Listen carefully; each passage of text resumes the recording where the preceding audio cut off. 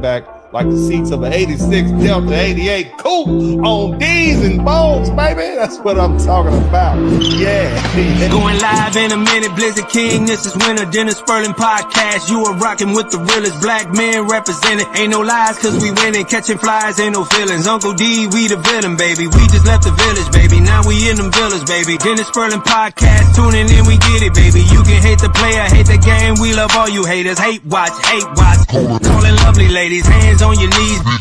You can thank us later. We snatching the crowns off of queens. We obliterate them. Tell the truth, shame the devil. They trying to eliminate us. You begging the sipping haters. Peeling layers off potatoes. Whoa. Southern Cadillac music like Outkast. Ain't jumping without bass. Dennis Sperling Podcast. Whoa. Southern Cadillac music like Outkast. Ain't jumping without bass. Dennis Sperling Podcast. Whoa. We have to clean up what's going on in our house before we do anything else.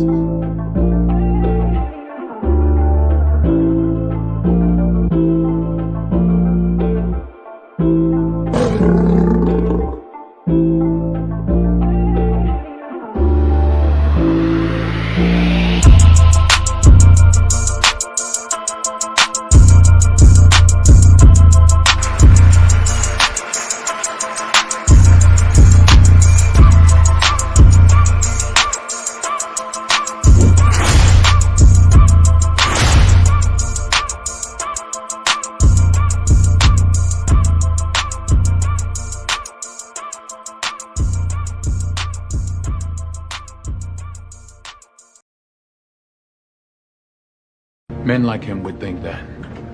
And God is my witness. I would give him a chance to stop, to reconsider, to think about the worst thing that could ever happen to him.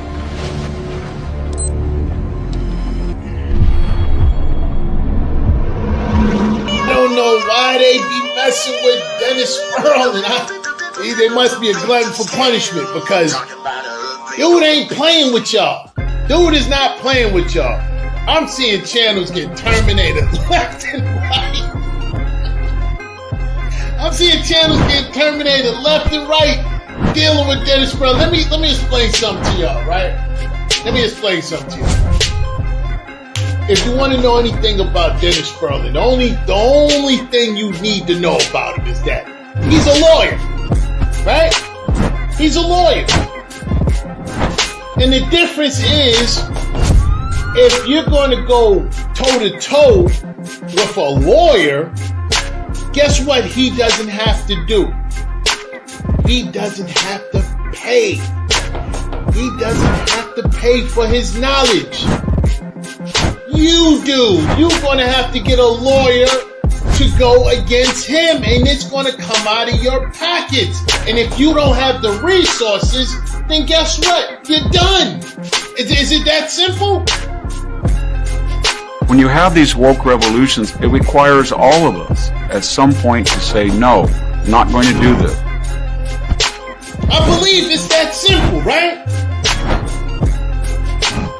So, and another thing is, you're going against a lawyer, right?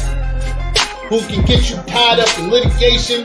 He can get you tied up in all types of legal jargon if he felt like it, right? The thing is this, right? If you're going after somebody, right, and you know this guy can do this, he could do that, or he could do whatever it is that he can do. When it happens, you can't complain about it. That's part of the game. You went after somebody and you lost. You can't complain about it. Oh, this happened to me. What do you mean? You went after him, right? You went after him. Whether you feel you're right or whether you feel you're wrong, it doesn't matter. The outcome is you lost. That's all it is. The outcome is you lost. So this what I don't get. I don't get when people go after people, and then when these people start regulating on them, they start crying about it. No, there ain't no crying. What are you talking about? No.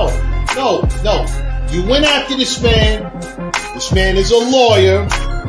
He's going to get you tied up in all types of legal litigation. He's going to come for your channels. He's going to try to get you in court. He's a lawyer. This is what they do. This is what they do.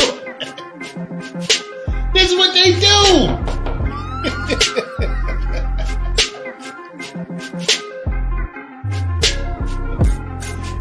You invite a thief into your house and then stuff ends up missing.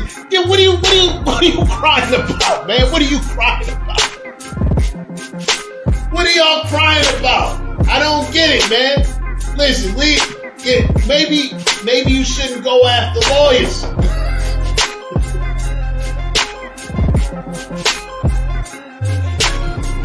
Go after a bus driver. Go after a firefighter or something. Target a firefighter. You target the worst. They target the worst profession. They target a man in the worst profession.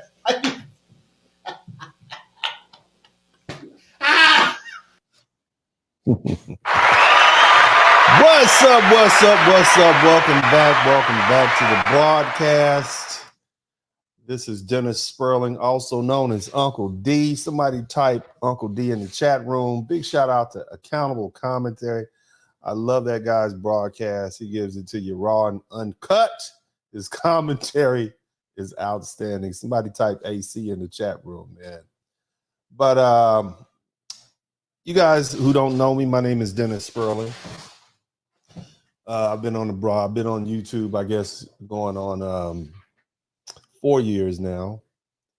I am an attorney. Not only am I an attorney, I'm a trial lawyer.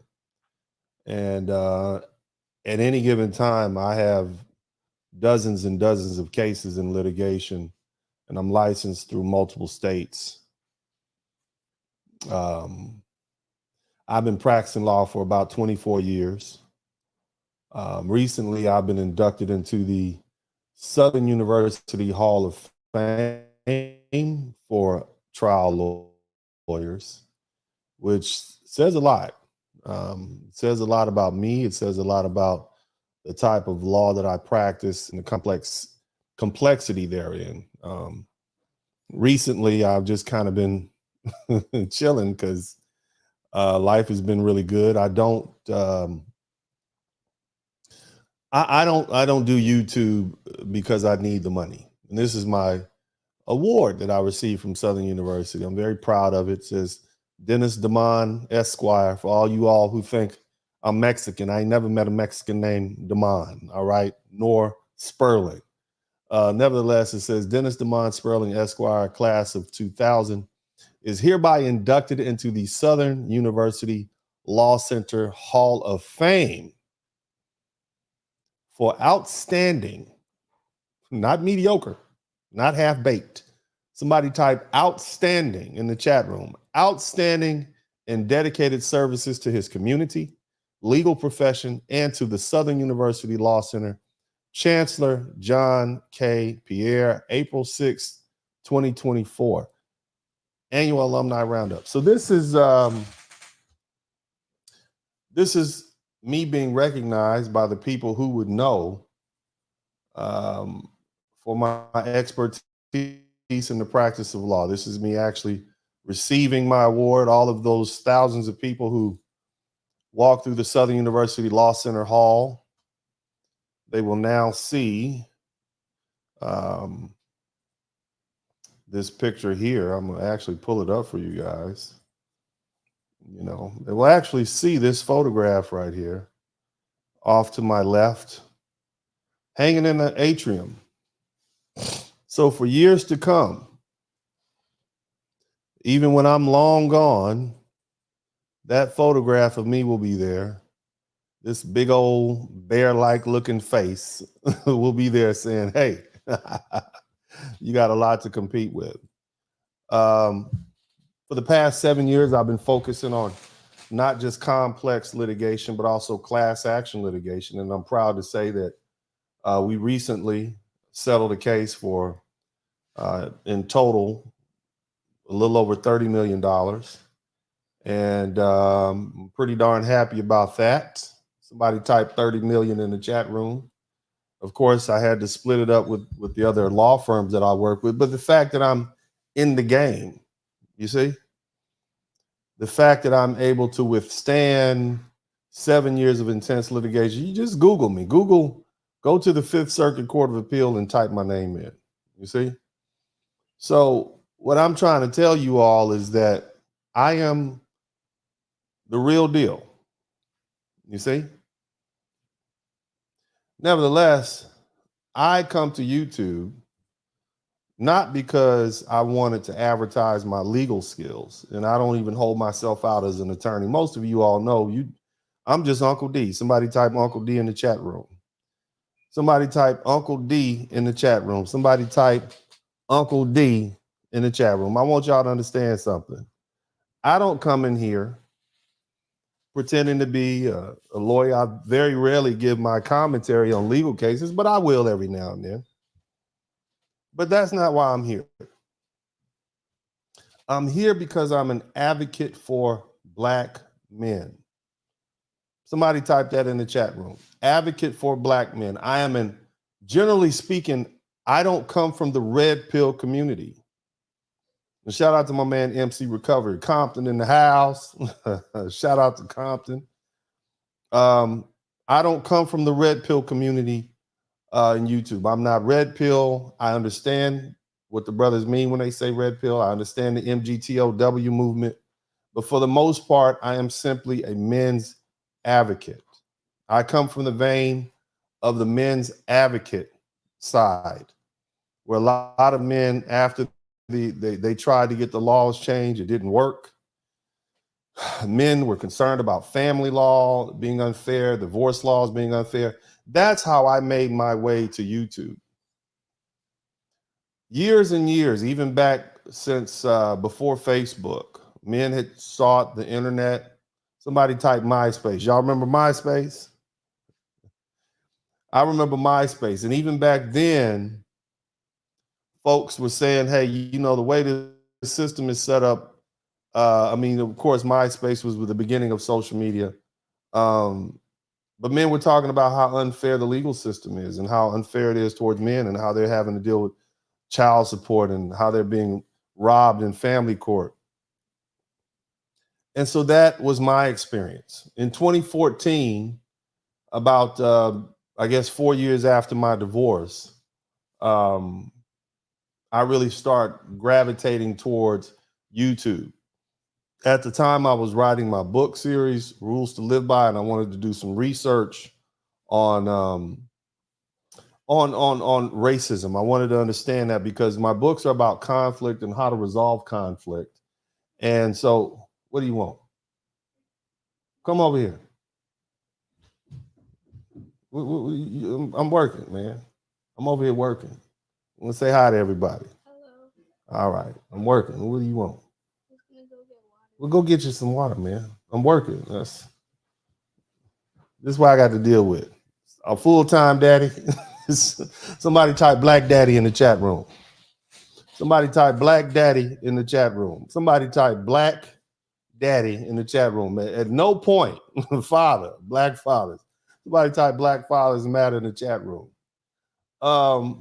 Anyway, yeah, I'm a real Black daddy too. I'm Black daddy with an accent, Black daddy with a bad back, Black daddy with high blood pressure, Black daddy. I'm a Black daddy. You understand what I mean? I talk like a Black daddy. I say things like Black daddies. Hey, get on out of here, man. You distracted. I was talking about something important, player. Anyway, shout out to my little boy.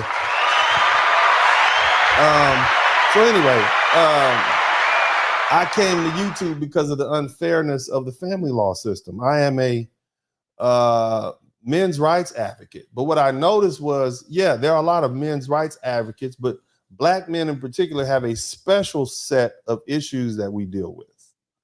Because see, unlike white men and Hispanic men and Asian men, especially foundational Black American men and those who can trace their roots, those are those men who can trace their roots back to slavery and here in the United States. We don't really have a culture that favors men. We have a culture that is more favorable towards women. And in fact, a lot of our lovely ladies, somebody type lovely ladies in the chat room, a lot of our lovely ladies get a kick out of keeping us down. You see? Nevertheless, over the past 10 years, starting off on Facebook, working my way over to YouTube, I've made a lot of friends on here. And I see a lot of you guys here. Senyoke, all my guys who've been here since day one. Somebody type day one in the chat room. All my guys who've been here from way back, MC Recovery, Mark the Freelancer. Some of y'all migrated over, Deacon Salty Ball. Some of y'all migrated over after Kevin Samuels passed away, who was a good friend of mine, you know? And I've grown to really care about you all. You know, I really appreciate you all giving me your ear. I respect it. Again, I don't do this for the money, even though I do appreciate the cash apps, because for the most part, that's the way you show your appreciation. And you should pay for quality, you know? Nevertheless, I have developed an affinity for these fellas. You guys belong to me. When you join this page, many of the people who I communicate with, you know, I find myself being very protective over you. You know, shout out to my man Wrench Turner. Big up to D-Town, man. Shout out to you. Thank you so much. And so because of that, I don't like anybody messing with you. The other thing is, I recognize that Black men don't have advocates. And so because of that, I have a problem when people try to take advantage of Black men. And you guys have seen me time in and time out. I remain consistent when it comes to my advocacy, even when me defending Black men is unpopular. Most recently, P. Diddy, y'all still mad at me. Chris Brown, the young brother who was a quarterback for the Houston Texans. When that young lady said a Black man hit her in the head with a brick, I jumped in and said, oh no, that couldn't happen. I'm constantly telling you, brothers, and telling the world how kind and sweet and generous and wonderful Black men are, doing my part to help change the narrative. That's what I do. And when my friend Kevin Samuels passed away and it seemed like all the media had turned against him, I was not going to let them do to his reputation what they did to Kobe Bryant. I was not going to let them destroy this Black man. I just wasn't going to do it. And so recognizing that they were trying to destroy his reputation, destroy his legacy by calling him a drug addict who died in the arms of a hooker and all these horrible things, I stood in the gap for my brothers. I stood in the gap not just for Kevin Samuels, but all Black men. And I want you Black men to understand this. I would do the same thing for you. Behind closed doors, I might have some choice words for you, but in public, I'm going to defend you. Let me say that again. Behind closed doors, for you guys who've had private conversations with me, I might give you the business. I might tell you everything about you that you already know to be true, that you know you don't like about yourself. But in public, I'm going to stand shoulder to shoulder with you as a Black man. Because I know when they try to lynch you, they trying to lynch all of us. They are basically chastising, criticizing, and trying to destroy all Black men by proxy when they attack one. I recognize that. And so typically I don't fight with other Black men in public. Now, there have been some times when I've had to say some things about some brothers. But even then, you don't hear me on here calling them MFers and SOBs. You don't hear me denigrating, because I know that people who don't like us at all will take my words and use them against my Black brother. And in doing so, it's basically me talking about myself. Because those words will come back on me. And more importantly,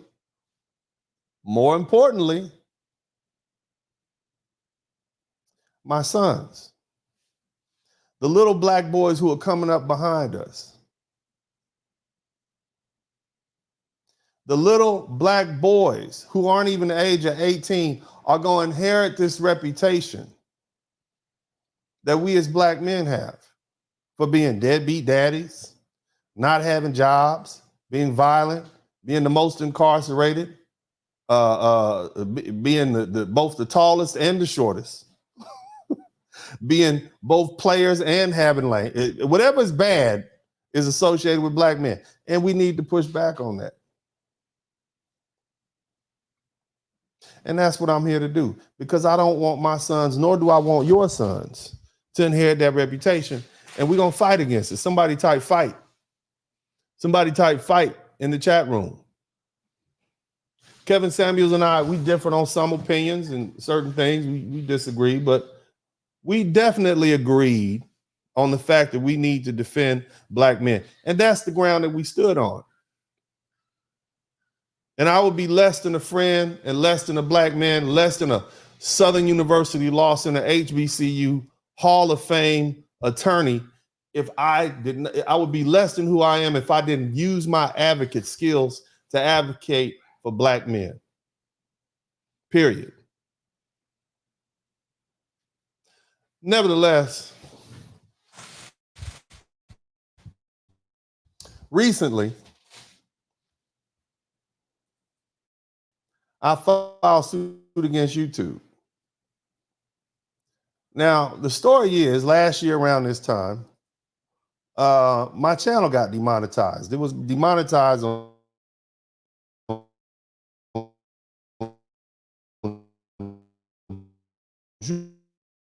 July 30th. Okay? So on July 30th, my channel was... Okay, hold on. The reason that my channel was demonetized, according to YouTube, is because I'd used some sort of footage that had been used already. Basically, somebody's video footage that was out already, I'd used it. Something I picked up from YouTube, basically. And I'm trying to get a copy of the actual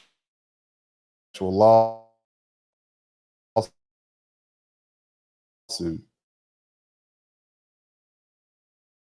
So what happened was, and I'll just describe it to you. So basically what happened was YouTube, I think, and I'm saying this allegedly, okay, y'all hit the #1 button. YouTube, the YouTube gremlins are coming for me. If you guys who haven't subscribed to my channel, or even if you have subscribed to my channel, y'all go ahead and make sure you subscribe again. Hit the #1 button to get the algorithm going real quick. Y'all go ahead and hit the #1 button. YouTube is tripping on me right about now. And the reason YouTube is tripping on me is because I've sued them. Okay? If y'all can hear me, hit the #1 button. Let me know you can hear me loud and clear. All right. Hello, hello. Let me see here. If you can hear me, hit the #1 button. Let me see if I can go and come back in.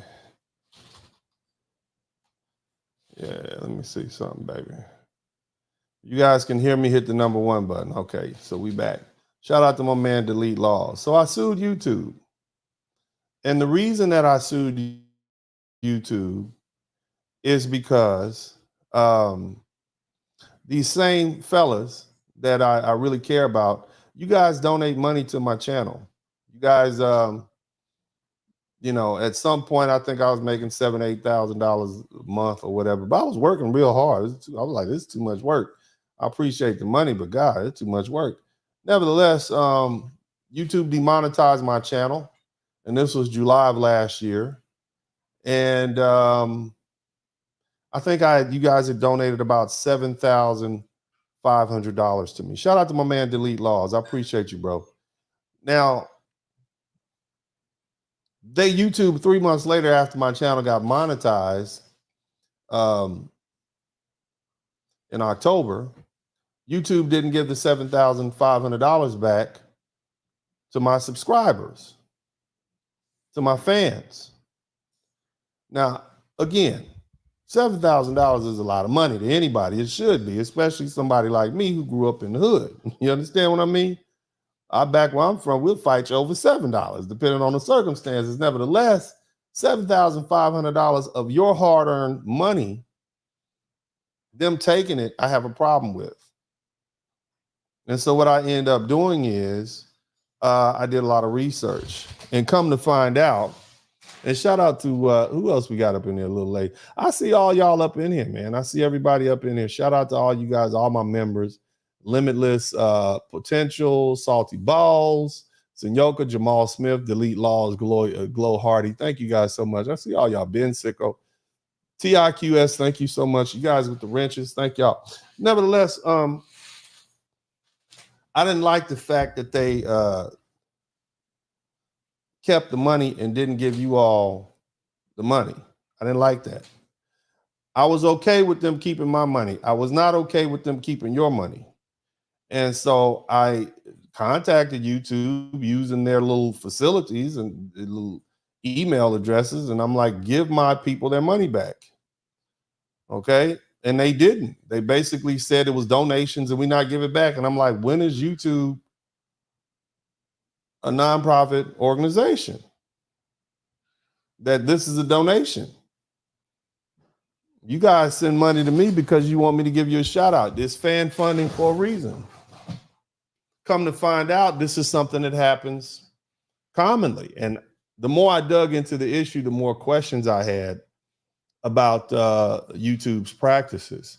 And so for about the past year, I've been doing intense research. I've actually retained some really thoughtful scholars.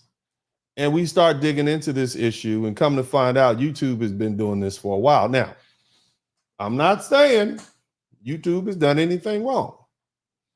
But when I look for the contracts that bind everybody, they're scattered across the internet. Many of you don't even know what the terms of service agreement is. For you guys who click and pay me money, you've never read what they actually want to do with the money or how they categorize the money. You never read that, have you? Tell the truth. Y'all have never read what they do with the money. You don't know. You just giving money to your favorite entertainer, to your favorite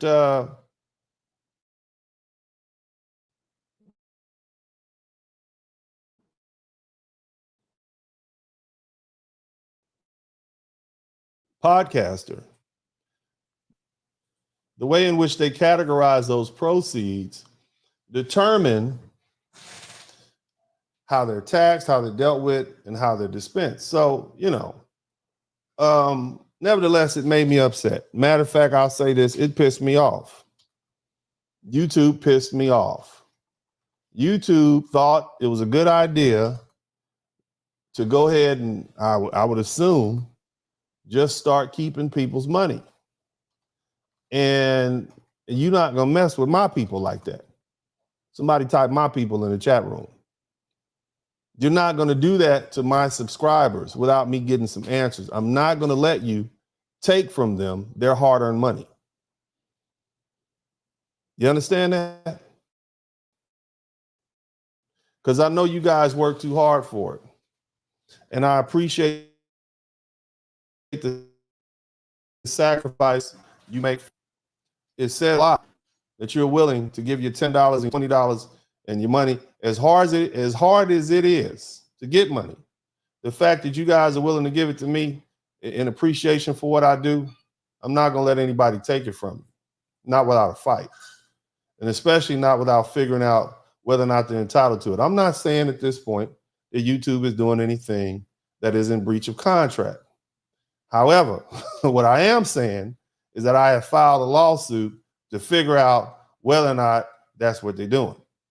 You see? Because I need to know.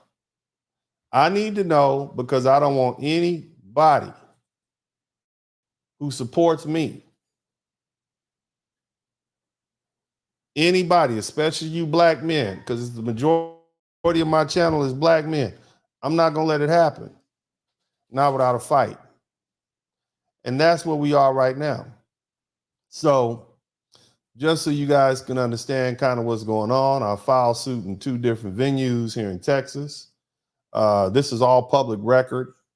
I'm not giving away any particular secrets. I've been speaking to my clients, and if I can pull this up for you, I'll let you take a look at it. But screen here is, let me see here. Okay, there we go. So this is a copy of the lawsuit here. And I'm just laying. I'm getting there. Y'all with me? Let me. Should I turn some music on? See y'all. I'm getting there. But this is the lawsuit here. If it comes up, comes up. I filed it back in April. You understand? These are my guys. Shout out to all my guys. I appreciate y'all. Plaintiffs. Alphabet Incorporated, Holding Incorporated, Google LLC, individually doing business, AdSense, and YouTube LLC. This is about a 100-page lawsuit. And I've listed all the allegations. Now, the thing about this particular lawsuit, I'm just trying to ask some questions. I just want to know, hey, can you answer these questions about all these various contracts that you have, YouTube? I need to know. My people gave you $20, $30, $100, and you didn't give it back to them. Now, the thing is about being me, and there's a reason why I'm a Hall of Fame attorney and not just a lawyer. The reason why I'm a Hall of Fame attorney is because I dig deep down into the practice. I dig deep down into this code. And there's a very obscure code that they don't even teach in law schools anymore that talks about how you can file a lawsuit just to ask some questions. And that's what I've done. I just want to ask some questions. Now, YouTube is used to regular lawyers. They're used to lawyers who went to law school and, they're just out there. They got their shiny briefcases and everything. But they're not like me. Somebody typed, they're not like us in the chat room. Somebody typed, they're not like us in the chat room. Now, again, I've been planning this for about a year now, and I'll just file it in April. YouTube's play normally is that they'll say, well, you filed a lawsuit, but this has to be litigated in Santa Clara, California. And that's the way they've been able to get away with getting cases dismissed. But that didn't work on me.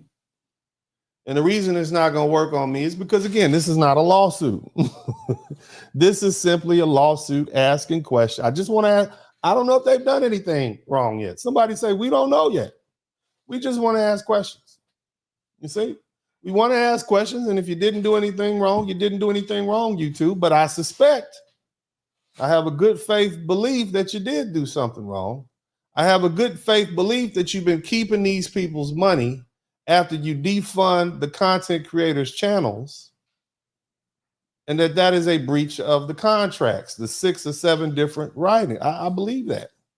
And it's a good faith basis for me to believe that. And I'm not going to allow you to take the money from these people who I care about. Uncle D loves you. Brothers, I love you because you're my brothers. I love you because you are going to be out in this world with me and my sons. And what you put out in that world comes back to you. So this is where I am. Now, of course, YouTube is angry and confused.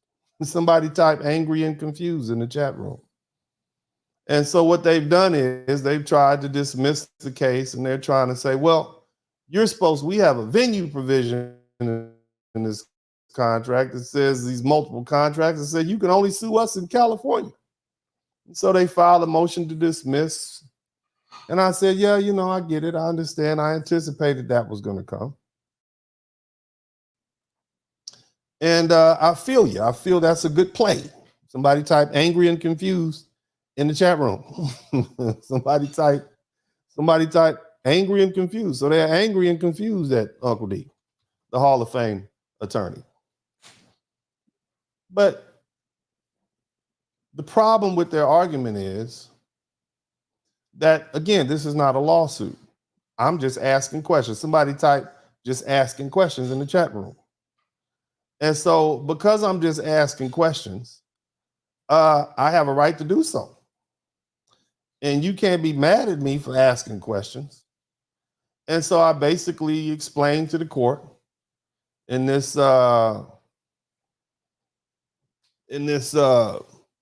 opposition to their motion to dismiss, the judge, I'm just here to ask questions. We just trying to get questions. Maybe they didn't do anything. I don't want to jump the gun, Judge. I don't know. Okay. But what I want you guys to, and this is my response. Okay. Lovely people. As Donald Trump said, lovely people.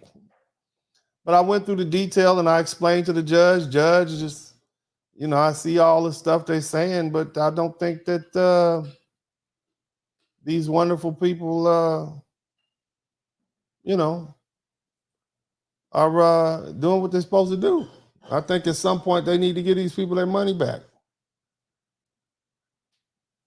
And I just have questions.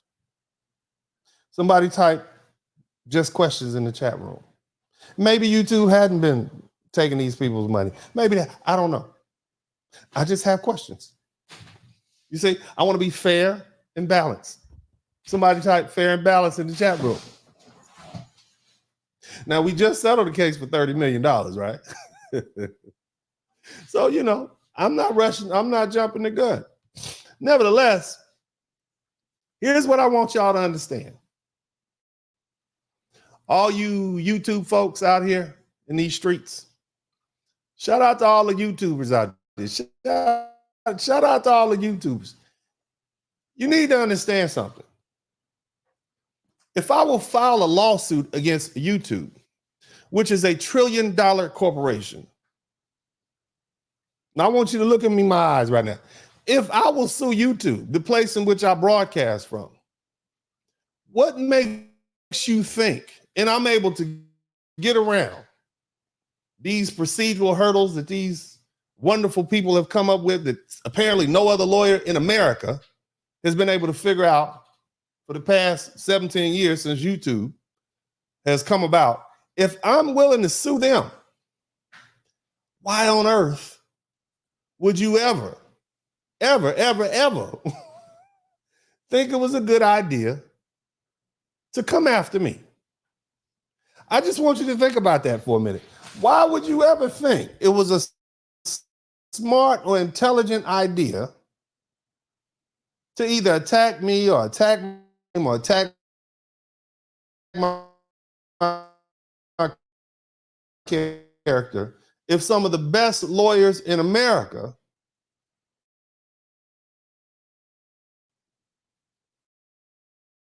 are now shaking in their boots because they might be looking? That just makes you stupid. Especially, you understand? Can y'all hear me? Are y'all with me now? I want to make sure we hear it. And shout out to Take Heed. Shout out to you, Miss Take Heed. Love your broadcast. Glad you're here. Why would they do that? That's a question that we have to ask ourselves. Now, what I'm going to try to do is get this, okay?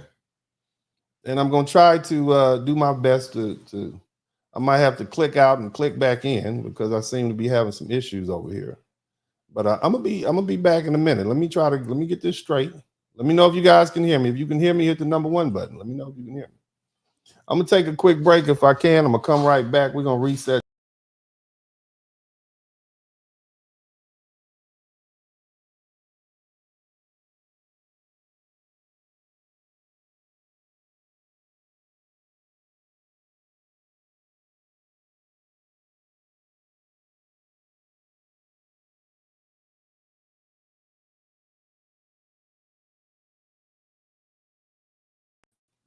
Okay. I'm back. Welcome back. Welcome back. So again, somebody type Y in the chat room. Somebody type Y in the chat room. Why would you mess with this dude? Isn't that what AC said? Shout out to accountable commentary again. Accountability commentary, AC. Why would you do that? Just type Y in the chat room. Why? Why would you give this dude a reason to come after you? It just doesn't make sense. If he'll sue YouTube fearlessly and put his own money behind it, why would you bother this man? Why? What sense does that make? Leave him alone. You hear me? Just leave him alone. You don't want none with him. Because see, here's the thing. There's a lot of people out there. I see the commenters. A lot of people say crazy stuff about me. I don't care. I'm successful. I'm happy. I got beautiful children. I'm financially well off. I'm good. Why would you pick on this dude? Nevertheless, we always have one. Somebody type, we always have one in the chat room. There's always one in the chat room. So recently, a friend of mine, Deacon, the good Deacon Salty Balls, sent me this email. Okay? Now mind you, I'm the dude that sues YouTube, right? You saw it. I showed it to you. I say what I mean what I say. So the good deacon sent me this email, and it is y'all read that at the top right there. Read that at the top. What does it say? Y'all read that? What does that say? It says BuzzFeed. Somebody type BuzzFeed in the chat room. Y'all see where it says BuzzFeed up there? Somebody type BuzzFeed in the chat room. You see that? Huh? I'm gonna put the link in the chat room. BuzzFeed. You see that where it says that? And when you click on this link, you got a picture. It's got Dennis Sperling, and it's got this right here. Black men winning. We're better together. It's got a picture of me and Kevin Samuels. This is I believe 2022, before he passed away in New York. And this is a young brother. Y'all know who this is. This is Aaron Sloan. Somebody type Aaron Sloan in the chat room. This is a young brother. He's a plumber. He appeared on a balloon pop show maybe a month and a half ago. And, you know, the ladies were being rude to him, and he was being rude back to them. Whatever. He was giving it as much as he was getting it. Okay. Nevertheless, there's an article written by this person here, and you want to be famous, I'm gonna make you famous. Legal ethics under scrutiny. Attorney Dennis Sperling promotes GoFundMe for Aaron Sloan despite violent criminal history. Somebody type violent criminal history. And it's written by SARAJAMISON. Jameson. Somebody type BuzzFeed in the chat room. So come on now. Somebody type it in the chat room now. And when you click on this link and you read this article, and we're going to read this article. Legal ethics under scrutiny. Attorney Dennis Sperling promotes GoFundMe for Aaron Sloan despite violent criminal history. You understand what I'm saying? In a controversial YouTube segment, Dennis Sperling fervently backed Aaron Sloan's GoFundMe campaign despite Sloan's troubled past, which includes multiple arrests. Now, here's what I want you to understand. This young man, Aaron Sloan, became internet famous for appearing on a dating show, the Balloon Pop Show. That's when he became famous. He was dressed pretty well. He was pretty kind to the ladies. You understand? He called them queen. Somebody type queen in the chat room. Somebody type queen in the chat room. Somebody type BuzzFeed in the chat room. Somebody type queen in the chat room. You don't qualify, queen. That's basically it. He didn't call them out their name. He didn't call them any mean names, anything. So what does his arrest that happened years ago have to do with him and the conversation he had with those lovely ladies on the Balloon Pop Show? Absolutely nothing. You ladies love thugs anyway, so why would you care? On top of that, the man had moved on. The man became a licensed plumber, hadn't been in any trouble. He was making money, dressing well, speaking well, intelligent young black man. Young brother, he was 29 at the time he got on the show. Nevertheless, for some reason, me supporting this young man's GoFundMe campaign, where he had indicated he used the money to do charitable work, was somehow controversial. As if we don't have black men in the community with criminal records. I got some great friends in the Nation of Islam who have criminal records. Stand-up men, wonderful men. They had a past, they got over that past. Here they are, married men, happy men, pillars of the community. Brother Malcolm X had a violent criminal past. Brother Martin Luther King was arrested dozens and dozens of times. So what are you saying? And besides that, I'm an attorney. I'm a lawyer. Somebody type, he's a lawyer in the chat room.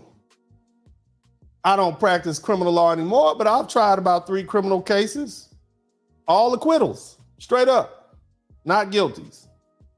Practice law with my dad, practiced criminal law here and in Dallas. People are entitled to a second chance. Somebody type second chance in the chat room. Nevertheless, Sperling's endorsement ignited heated debates online, particularly due to Sloan's criminal history involving alleged assaults on women. Alleged? So if it's an alleged assault, then we don't know if it really happened. You just saying that, right? If it's alleged means it hadn't happened yet. Critics argue that Sperling's support trivializes the severity of Sloan's actions. What does him having a GoFundMe account wherein he uses the money to do charity work for single fathers, single mothers, and business owners, what does that have to do with trivializing me supporting? How does that trivialize the severity of his act? What actions did he do? Didn't the young man go to prison? Didn't he pay his debt to society? And then let's read this. Questions the ethical stance of legal professional promoting someone with such a background. Judges do the same thing. A judge may sentence someone to jail or prison. And when they get out and they redeem themselves, that very same judge will say, hey, look, I will stand for this man to go ahead and get a job working here. That's what we do. We believe in second chances here in the United States. But again, what you see this young woman doing is moving the goalpost. See, the truth is, they don't like the fact that that young man stood up for himself. They don't like the fact that he gave it as much as he gave, as good as he was getting. They really don't like the fact that somebody like myself, who's an upstanding member of the community, a Hall of Fame attorney that you can Google, that is successful, would stand up for that black man, because you all want us to sit down. That's what it is. They have a problem with that. Black men with backbones is a problem. I understand what's going on, but the incident, somebody type the incident. The incident underscores a broader concerns about accountability and responsibility in public endorsements, especially within legal circles. So let me get this straight. Me saying donate to this young man's GoFundMe account is somehow publicly endorsing past criminal activity. Now, mind you, you got to keep in mind, I'm the man that said all you Pookie and Ray Ray types who was out there robbing and killing and stealing and shooting, and you deserve one right in the middle of the skull for the killing that you doing. I'm that guy. I'm the one that came in and personally ended the educated lane versus Pookie and Ray Ray wars. I ended all that because they like, this guy's a new breed. He's not playing these games with us. Somebody type new breed in the chat room. See, I'm not like you all. I'm a different kind of man, not even just a black man. I'm just a different kind of man. I mean what I say what I mean, and I don't hold back. Now, that doesn't mean I'm perfect, but what it means is I have integrity. As you all would say, I stand on business. That's the colloquial term. I have integrity. I have backbone.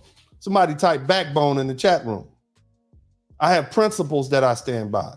When a black man goes from being a derelict and a menace to society, and he cleans himself up and he pulls himself together, he deserves a second chance. And I'm not going to forever hold him accountable for the things that he allegedly did. Now, mind you, all this stuff is alleged. That this BuzzFeed, somebody type BuzzFeed in the chat room. We're BuzzFeed. Somebody type Buzz in the chat room. Buzz News, BuzzFeed. Doesn't it sound like we've heard of BuzzFeed before, right? Right? We've heard of it. But the broader concern, now mind you, if you didn't know what I look like, you wouldn't even know which one of these men was me, would you? Huh? You got Aaron Sloan. You got Kevin Samuels right in the middle. Look at me over there standing in the background, hunched over like, when they gonna take this damn picture? You wouldn't even know. So you know what this is about. This is about attention. Somebody type attention in the chat room. You want attention. That's why this photograph is up here. You want some attention. GoFundMe, money. Plumber, the balloon pop plumber, money. Kevin Sam, money. The reason that I put my thumbnails on the left side, because that's the first thing you see. I put the words, you're gonna look at the picture, you read from right to left. So you put the picture that you want to grab everybody's attention on the left, because that's how people read. So when they start looking at something, they look at the left. So that's what you see. This is the trick that you got going on here. You go from balloon pop plumber to Kevin Sam. You don't even see me in the background. This is not about me. She just want to use my name. This is the author right here, Miss Sarah Jameson. You want to be famous, you're going to be famous. You want attention, we're going to give you attention. Now, somebody type BuzzFeed in the chat room. Come on now. Somebody type BuzzFeed in the chat room. Somebody type Buzz News in the chat room. Are we with me? Let's finish. Dennis Sperling advocating for Aaron's controversial GoFundMe. No, I'm an advocate for black men. Number one. Aaron Sloan is apparently a black man. Kevin Samuels, both of these two gentlemen happen to be two men that I advocated for. When the public was trying to destroy them, I jumped in and I provided some advocacy for them. Aaron Sloan made waves when he appeared on the Pop My Balloon show, but things quickly turned sour as several women reacted strongly to his remarks. They were mad.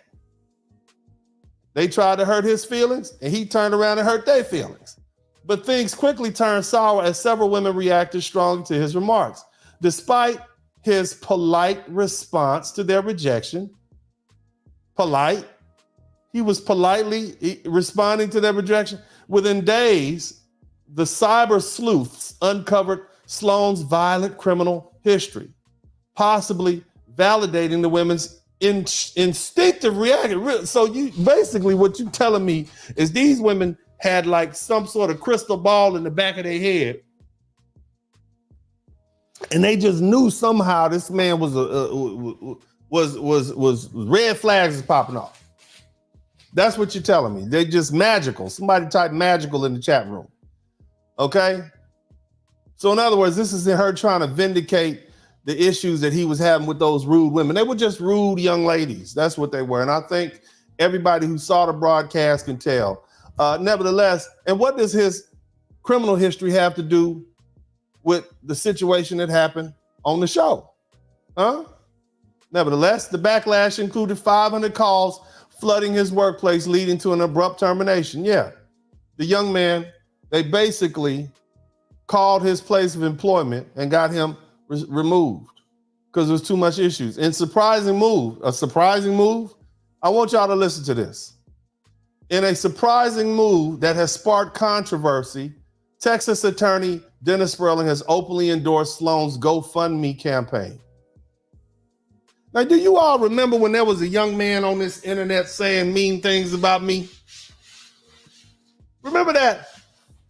Remember that young man out of, what was it, Seattle or Orlando, Oregon or something like that? Had some mean things to say about me. So in doing my investigation about this young fella, was that back, that was maybe 2023, 2022? You guys know who I'm talking about. You guys remember that? The one AC was just talking about, got his channel took. I didn't want the young man to get his channel took. I understood that that was his only source of income. He had issues with child support. He came from a tough upbringing, even though he said some mean things about me. But I'm big enough to take it. And the only reason I even responded to that man is because you all kept telling me about it. And typically, whatever you say about me, I don't care. But if my fans and my subscribers keep sending me emails like, I gotta do something about it. Not that I want to. I want to sue YouTube for $100 billion. I don't want to fool with you YouTubers. Y'all don't have any money. It is beneath me to mess around with you all. I'm not here for that. I'm an advocate for black men. Nevertheless, I had to refocus all of my time, money, and energy on this young man. And he ended up losing his channel. Few phone calls, few emails, and he lost his channel. It was just like that. Then, after, because Uncle D got a big heart. I'm part grizzly bear, part teddy bear. Somebody type that. Type part teddy bear in the chat room. Look, I know y'all think Uncle D is mean, and I am mean. I'm a very mean man. But Uncle D is part teddy bear, part grizzly bear, part teddy bear. You understand? And I have a big heart for black men, even the ones that say mean things about me, even if they only part black. Somebody type part black in the chat room. You understand? I didn't want that man to lose his channel. And then when I did the research, come to find out his sister's fiance, and she's pregnant, his twin sister's fiance, he had been in a horrible accident. And she had a GoFundMe account up. Y'all remember that? Huh? You remember that? That young man is, and I put her GoFundMe account up. And at the time we put it up, she only had like $50, $100. And she was only trying to get it $2,000, $3,000, something like that. And before 24 hours had passed, I think we got her over $3,000. You guys remember that? Y'all remember that? Come on, I know y'all remember that. Right? I raised money for somebody who would call somebody I was having a conflict with. I raised money for his family because I read the young lady's story. I'm doing my research. Well, how do I take care of this guy? And come to find out his sister, a little black girl, her man had been in a horrible accident, and now he having mental issues. I can't go destroy this person. I don't want to do that. I don't want to do that. I don't want to hurt anybody. I don't want to hurt y'all. I'm here as an advocate for black men. I have a big heart. I want to see you win, brothers. I don't want to hurt you. How does that help me? By destroying another black man's life and livelihood. Now the little brother, he ain't even got a channel no more. I think they took his IG channel. Messing around with me. Messing around with me. Something I did not want to do. And let me explain something to y'all. I'm truly not that interesting. I'm just not. No, I'm not that interested. I'm a middle-aged, slightly overweight trial lawyer from Texas with 3 kids, a fiance, and I live a pretty regular life. If you didn't know, walking down the street, you'd be like, look at that lumberjack right there. Look at that construction worker who is standing over there at the Starbucks. I'm not that interesting, but I am a weapon. Let me say that again. I am a weapon. And I like to use my skill set for good.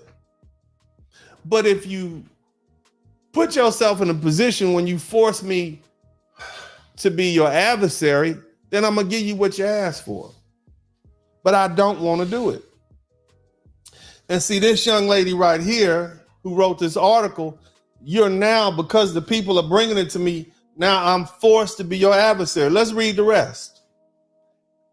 Sloan, known for his appearances on YouTube sensation Pop Balloon Pop, has faced significant public scrutiny due to his past criminal history. See his mugshot. Is this the only black man in YouTube with a mugshot? Is it this brother right here? Chris Brown got a mugshot. Y'all love him. Y'all pay thousands of dollars to take pictures with him. Some of y'all daddies got mugshots. Hell, some of you ladies got mugshots. Why are you treating this man different? It's because this black man has some backbone. This young black man stood up for himself, and you don't want that. A lot of you ladies take umbrage with that. Again, we live in a society where black women are used to being able to run roughshod all over black men. And so when one man pops his head up, oh, we got to put him down. So let's read the rest. Sperling's endorsement has drawn, now mind you, this article came out back in June. I wouldn't even knew anything about it unless the good deacon Salty Balls out here brought it to my attention. This is actually the second article she's put up. Shout out to everybody who's contributed to the super chat. I'm gonna get with y'all in a minute. Sperling's endorsement, and I'm gonna open up the chat room later and let everybody come in, and we're gonna chop it up a little bit about this. So y'all hang around. I'm gonna put the link in the chat room for my guys who want to come in, and ladies, if you want to come in too. Sperling's endorsement has drawn criticism, particularly from those concerned about Aaron Sloan's criminal history, which includes multiple arrests. Okay, so what does that have to do with the dating show? And why would a lawyer be concerned about somebody who was arrested all the time being an advocate, especially if he's doing well for himself? Despite efforts by his supporters to highlight Aaron Sloan's purported rehabilitation efforts, questions remain about the appropriateness of promoting someone with such a troubled past. What are you talking about? I'm promoting someone with a troubled past. A lot of us have troubled past, ma'am. This is what America's about. It's about second chances, third chances. What are you talking about? You can go from having a troubled past to being a senator, a president, or a doctor, or a lawyer. Hell, I have a troubled past. Have y'all read my books? Huh? What are you talking about? Why is this a problem for you? Huh? Why are you still attacking this man? What is wrong with you all? Social media controversy. See, this is what they want to show. Controversy. I'm just not that controversial. And no matter how you try to make this controversial, I'm not. You're not going to get any views. The only people that's going to leave a comment on your article is the people that see it here. But you wanted to be famous. Somebody type, I can make you famous in the chat room.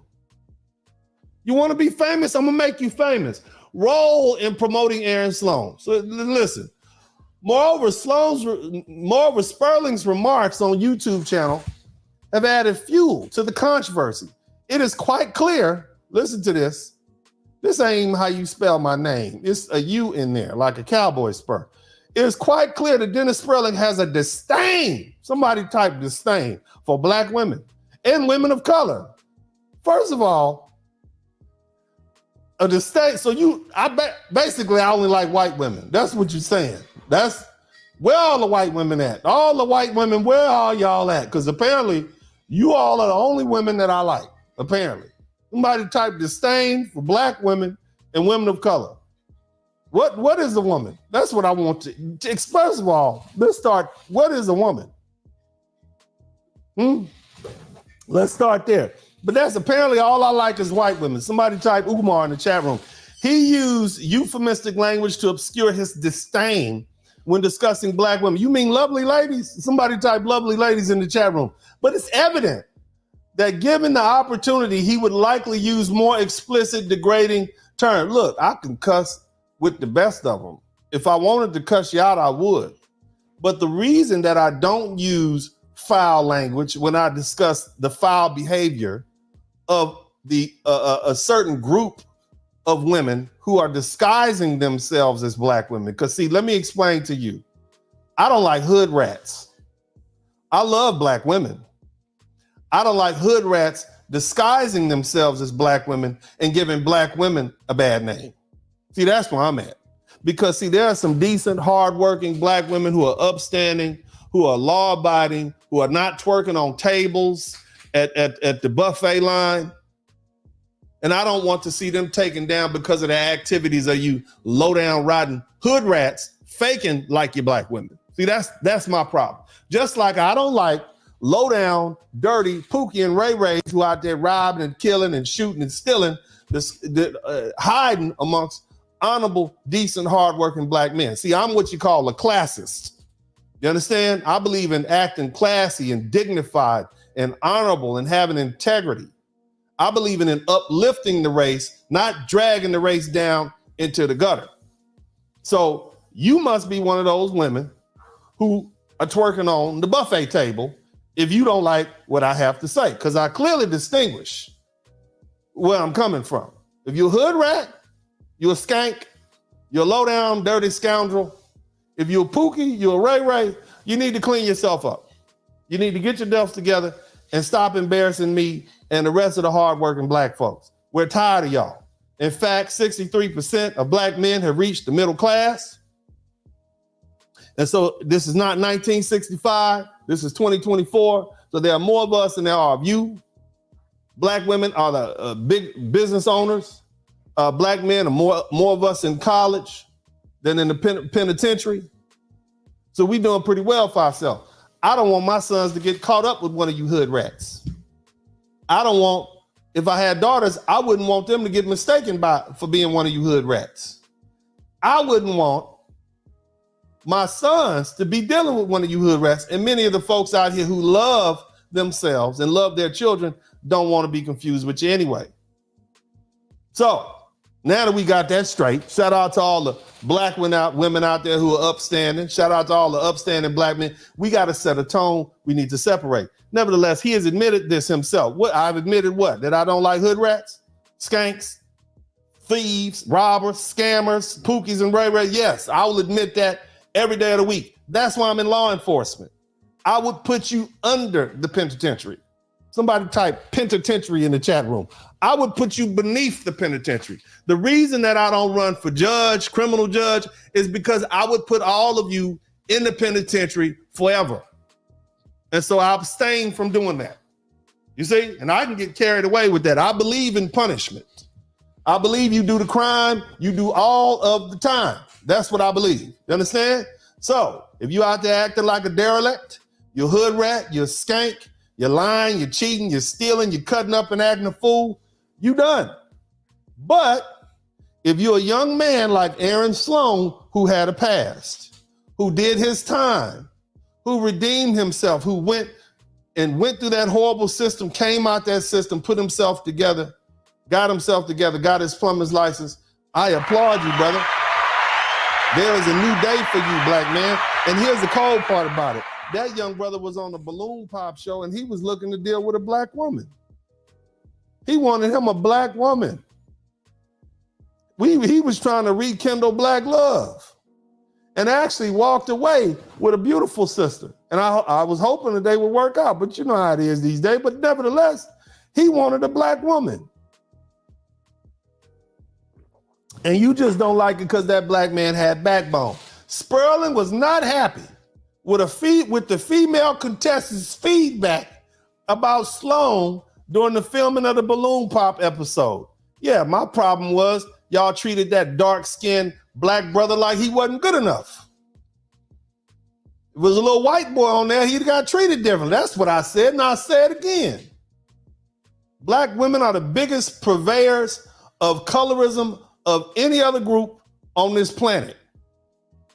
It was because he was a dark-skinned black man with traditional sub-Saharan African features. He looked like a real black man straight out of 1972. All he needed was a little mini afro. He looked like he should be a plumber in 1971, 72. That wasn't no watered down brother. You understand me? And when you see that black man, you see yourself in his features, and he brings out the self-hate that you have for yourself, queen. And so that's why you treated that dark-skinned brother like that with those traditional features. If he was one of them little, like this boy I got running around here, the middle one with that slick wavy hair, looking like he just came from some island somewhere, you would have treated him different. But it was because he was a dark-skinned black man with a thick black nose and a thick black lips.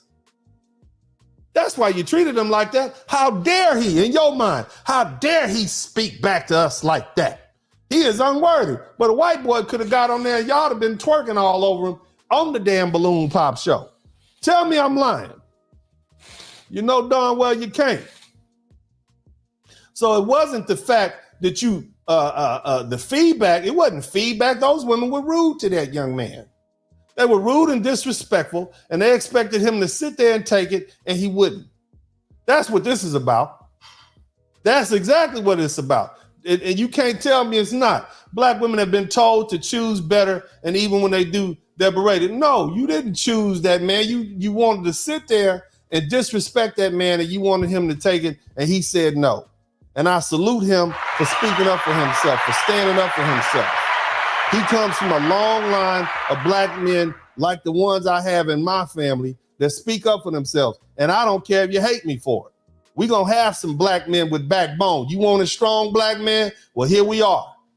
And so you all began to pick apart. You change the move the goalposts. Y'all like them white folks when there's a young black man who is unalived by the police, who's done absolutely nothing, pulled over for something as mine as a traffic stop. And when you can't find anything he did at the scene of the crime, then you'll go look on his Facebook page, pull the internet, look on his history, criminal history, and then come in and say, oh, well, you know, he had a criminal history. Well, the cop didn't know that at the time. Y'all didn't know anything about this young man's criminal history at the time. And hell, he was a baby when that happened. That's what I'm trying to say. Y'all moved the goalposts trying to win. Black women have been told to choose, but yeah, Dennis Sperling will still hasn't retracted the support or taken the GoFundMe down. It's not my GoFundMe, and I'm not going to retract my support for Aaron Sloan or Kobe Bryant or Kevin Samuels or any of them other black men. I am an advocate for black men. Period. Even after Sloan's criminal history was revealed, so it looks like Dennis Sperling still, I do. No, I want you to absolutely know, I do still support Aaron Sloan. And I hope this young man is able to rebound from this and get him a job and go on to be a upstanding member of society. I believe in second chances, third chances. I believe in men getting themselves right and being the best fathers they could be. Yes, that's what I believe in. Yes. Okay? Somebody type BUZZFEED in the chat room. And then she done put this boy's mug shots up. This boy's, what he about, 18, 19 on these pictures? Have you heard about his life? The young man comes from the same lifestyle that I came from. But for the grace of God, there go I. But for the grace of God, there go I. That could have been me. That young man, right? Here I am, a Hall of Fame lawyer, a successful man, a wealthy black man, rich on paper, okay? And I'm telling you, that could have been me 20, 30 years ago. You understand what I'm saying? That could have been me. And if this young man having to go through all that he had to go through as a young child, you don't know this young brother's history. I don't know his, only he knows. But I know it was pretty typical to what a lot of young black men are going through, what a lot of you brothers are dealing with right now, what you had to come through. I'm not going to bash him after he went through all that. Tupac said it best. A rose that grew up through the concrete. That's what this young brother is. And there's so many of them like him. He's a rose that grew up through the concrete is bound to have scars. That's what America does to our young black men. And you want me as a black man to bash this brother. I'm not like those other Negroes on YouTube. Didn't I tell you that? I don't do this for likes. I don't do this for subscribers. I don't do this for money. The Most High has blessed me well. I'm here as an advocate for my brother. And again, I would do the same thing for all you black men out there if they came for you. That's who I am. So I don't care about these damn mug shots. I only care about this smiling, happy black man right here who's got his life together, who's out there being an upstanding citizen. That's what I care about. And I don't give a damn what BuzzFeed, Buzz News, or any of y'all say about me. If that's controversial, then I'm just going to be that. Now, let's keep reading, because that wasn't enough, right? Other concerning behavior of Dennis Sperling. What behavior? What other behavior? Because all you do is look at me on the internet. You don't even know me. He's promoting sexual assault against young girls as young as 13. Really? That sounds like defamation to me. That sounds like somebody type BuzzFeed in the chat room. That sounds like a lawsuit to me. BuzzFeed? Somebody type lawsuit in the chat. This the same dude that sued you too? Hold on a minute. This the same dude that sued you. Said that Dennis Sperling is promoting sexual assault against young girls? That's what you said? Holy doggone it. Dennis Sperling has a post. Hold on a minute. Dennis Sperling has a post on one of his many Facebook pages, Dennis Sperling, the Blizzard King. Hold on a minute. That states that the modern women wanted real men. The word real written in double quotation marks. Well, here they are. He says, and he has a picture of mug shots of immigrants who have been either arrested or convicted of RAPE, I'm just going to say grape, and SA or murders of women and young girls. Dennis has picture. You need to edit this better. Dennis has picture of Dennis has a picture? Lord Jesus. Dennis has picture of a suspect captured in New York earlier this week in the midst of a perp walk for the camera in public. He is suspected in a violent SA attack on a 13-year-old girl in Queens Park who admitted to having a DRU problem and that he recorded the entire assault. So this is what you're talking about? Let's take a look at what you're talking about. Let's go ahead and look at that. So this is one of them backyard broadcasts. Somebody type backyard in the chat room. So this is what you're talking about? Because when I looked at that broadcast and I reviewed it, I keep them up. I don't think that's what I was talking about.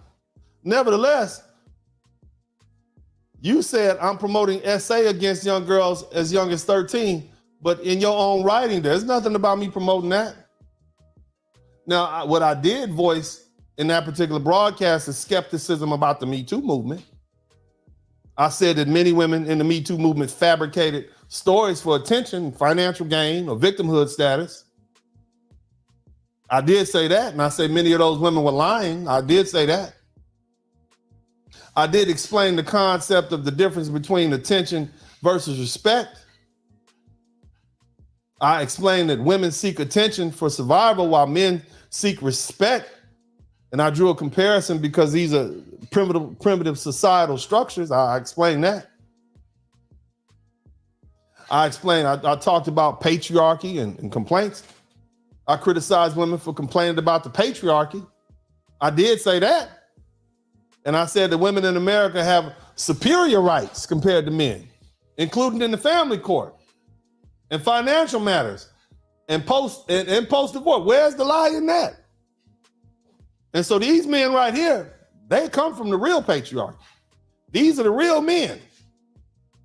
They straight out of Venezuela and Africa and all these other places. They believe in the patriarchy. Go look at the femicide over there. These are the real men y'all asked for. See, the Lord will give you what you ask for. You want a real man? There you go. Where the real men? There they go.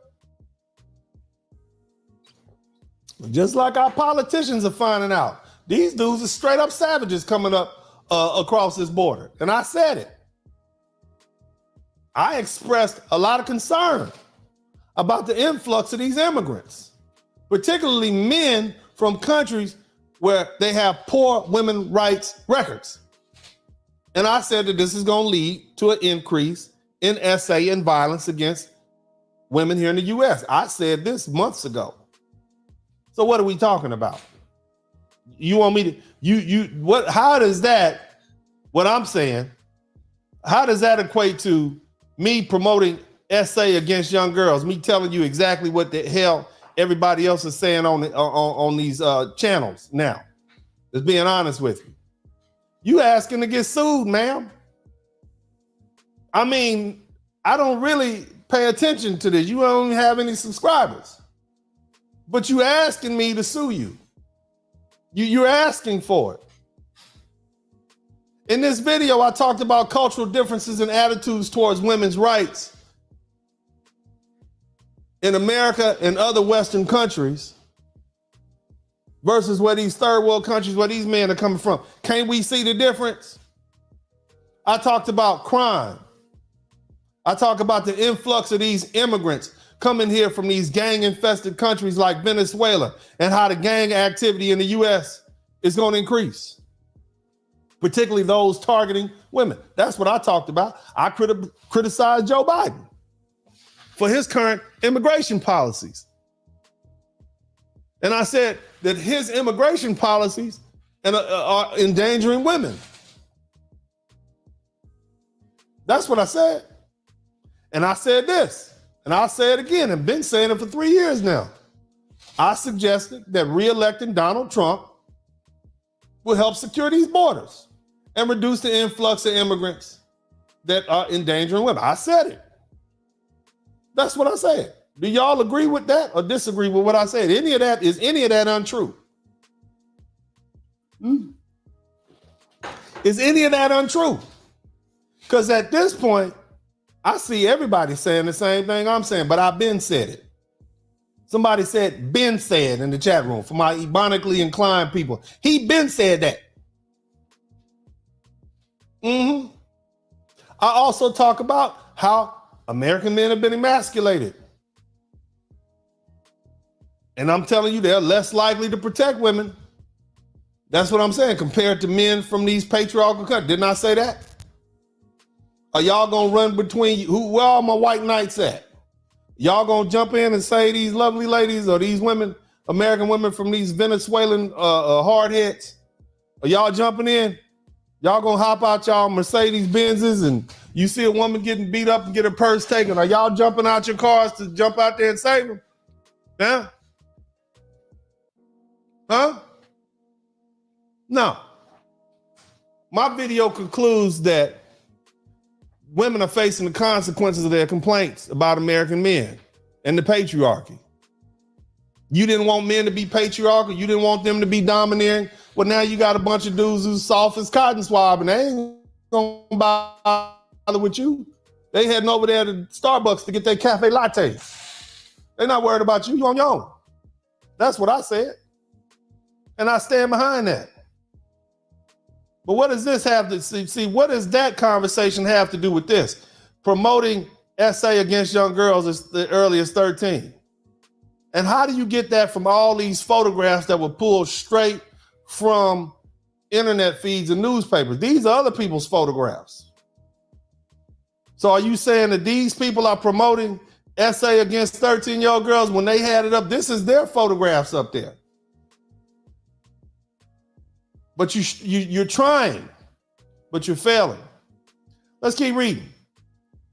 Christian Inga faced a judge for the first time Wednesday as he faced a long list of charges, including rape and kidnapping for the afternoon attack on June 13, which he ambushed two young girls at Casino Park after school and then forced them into the woods at knife point, basically did something horrible to them. During the court appearance, prosecutors said Inga admitted having a drug problem and the same. Yeah, these are the people that they bringing up over here. This is the problem. This is what I'm talking about. In the same interview, he allegedly told police that he saw a girl, basically they described. And let's read. You have to ask yourself, is Dennis Sperling promoting the young 13? Am I? Because that's what you said I was doing up here. That's what you said I was doing up here. So you asking to get sued.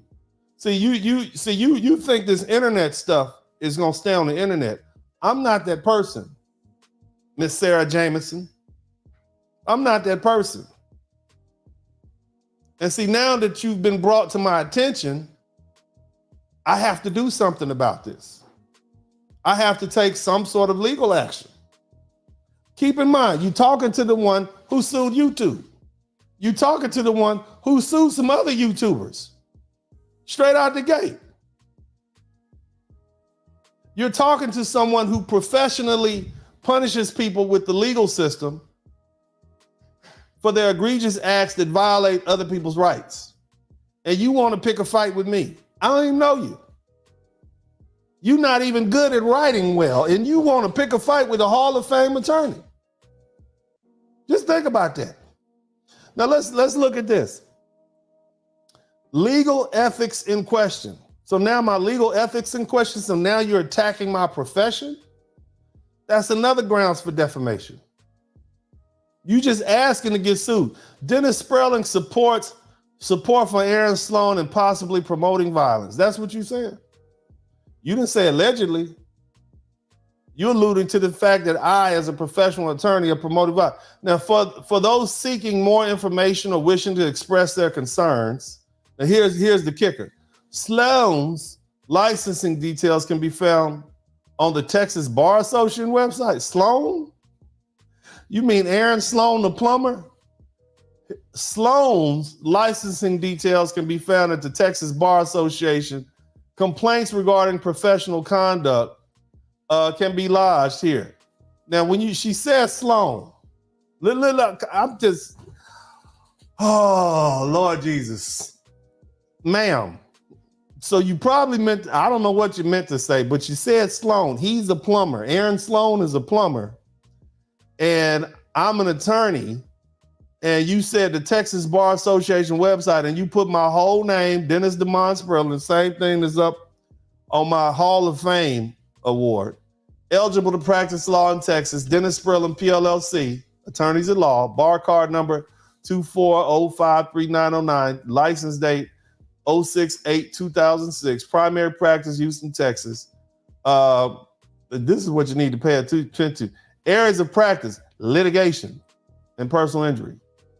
Okay? This is me. Now, somebody type BuzzFeed in the chat room. I want y'all to understand how this works. Now, I was concerned because I'm like, my God, you got over 1 million readers, apparently.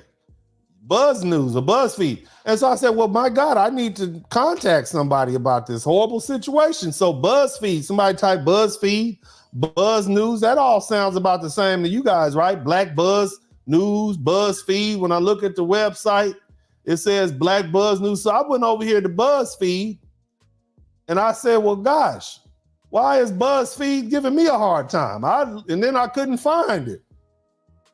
But it sounds so similar to me. It sounds BuzzFeed and Buzz News. Doesn't that sound the same to y'all? Come on, y'all, let's get in tight. Come on in tight. Hold on a minute. Sounds the same to me. As a lawyer, right? As a lawyer, it sounds pretty similar to me. Sounds like BuzzFeed.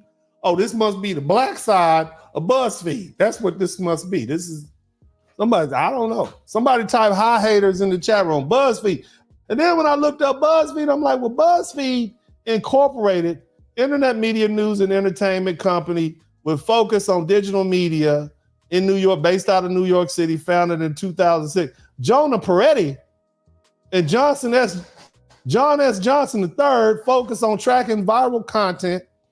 Kenneth Learer, co-founder and chairman of the Huffington Post, started a co-founder investigator BuzzFeed. Somebody type BuzzFeed. Hold on a minute. BuzzFeed and Buzz News. BuzzFeed, Buzz News. BuzzFeed, Buzz News. BuzzFeed, Buzz News. I wonder. Somebody type in the chat room. I wonder, does BuzzFeed know that Black Buzz News or Buzz News has such a very close name to theirs? Somebody type in the chat room. So BuzzFeed and Buzz News, are they associated? Are they affiliated with each other? Because I wonder if BuzzFeed knows that. I wonder. Somebody type I wonder in the chat room. I wonder. Well, I don't know. But it seems to me that Buzz News or whatever this is and BuzzFeed, let me make this bigger so y'all can see. Let's make it bigger. It seems to me Buzz News is affiliated with BuzzFeed. And I'm thinking this lovely young lady, Miss Sarah Jameson, I mean, she picked the reason. She picked Buzz for a reason, right? She wanted to be associated with Buzz News, BuzzFeed. I mean, I'm assuming that y'all are together. I just don't know if BuzzFeed knows that you have such a similar name. Did you get permission to use? Have y'all ever heard of trademark? Somebody type trademark in the chat room. Did you know that you can't just use people's names and stuff like that? Do you know that like your website can get taken down? Like they would send an email to the host, and if they find out, but you want to be famous, I'm here to help you get famous. And probably what's going to happen is, I'm just thinking hypothetically, when I'm thinking, from my own personal experience as a lawyer, I'm thinking probably most likely, perhaps, maybe at some point, maybe in the next 10 days, BuzzFeed might contact you. Maybe. Because Buzz News and BuzzFeed are so similar. Didn't y'all think it was the same thing? I've been calling it BuzzFeed. I thought I was famous. I thought I was being made famous. Like, wow, I court power. The 48 laws of power, court all attention at all costs. I'm thinking Buzz, damn, I finally made it. Woo! Yes. And then, but there's like with this BuzzFeed and Buzz, I'm confused. Legitimately. I don't know. But I'm just gonna say it like this. Let's say it was a social media platform. Instead of calling it YouTube, they call it YouTube News. You would be like, damn, YouTube got a news channel. So if you got BuzzFeed and then you got Buzz News, you're gonna be like, oh wow. So BuzzFeed done got a black BuzzFeed popping. I'll be like, wow, yeah, I'm gonna go support that. Right? Wouldn't y'all do that? Wouldn't y'all? I'll be like, yeah. And so I'm thinking this is BuzzFeed the whole time. Somebody type trademark in the chat room. Somebody type trademark infringement in the chat room. So I'm thinking, you might have a problem. That's what I'm thinking. I'm thinking it might be an issue in like 10 days or more. I don't know. I'm not in it. It ain't got nothing to do with me. I'm just doing commentary. See what I'm saying? That's all I'm doing. I'm just living my life, doing commentary. I'm not bothering nobody. But I will say this, that when I looked at BuzzFeed's channel or whatever you call it, when you scroll to the bottom of BuzzFeed, like they have a lot. You know, they have a Instagram page, and you can go over to the little Instagram page, and there's a section down there where you can report like copyright infringement. You know what I'm saying? Like right there on their Instagram page. I was like, wow, that's amazing that y'all have it right there conveniently where you can report if you go to the Instagram page. But I'm not saying nothing. I'm just saying they want you to report copyright infringement. That's what BuzzFeed wants you to do. I don't know about, I just don't know if these, it looks similar to me. I mean, I'm just being honest. It looked to me like that's the same thing to me. You know what I'm saying? I mean, you know, you got Kevin Samuels up there. I don't know. I don't know what to say. All right. I'm going to take a quick break. I'm going to come back. I'm going to let some people in here. We're going to chop it up for a minute, have a good conversation. I'm enjoying myself. I'm happy. I hope y'all happy. Okay. I'm going to be right back. We do not care if y'all go out of the country to find y'all a wife who is traditional. Every day, more lies.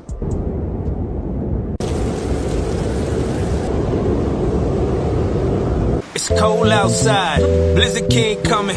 Numbers don't lie, trick, hot girl summon. Kevin Samuels try to love you. Uma wanna cuff you. The world is getting cold, Blizzard King saying fuck 'em. It's cold outside, Blizzard King coming. Numbers don't lie, trick, hot girl summer. Kevin Samuels try to love you.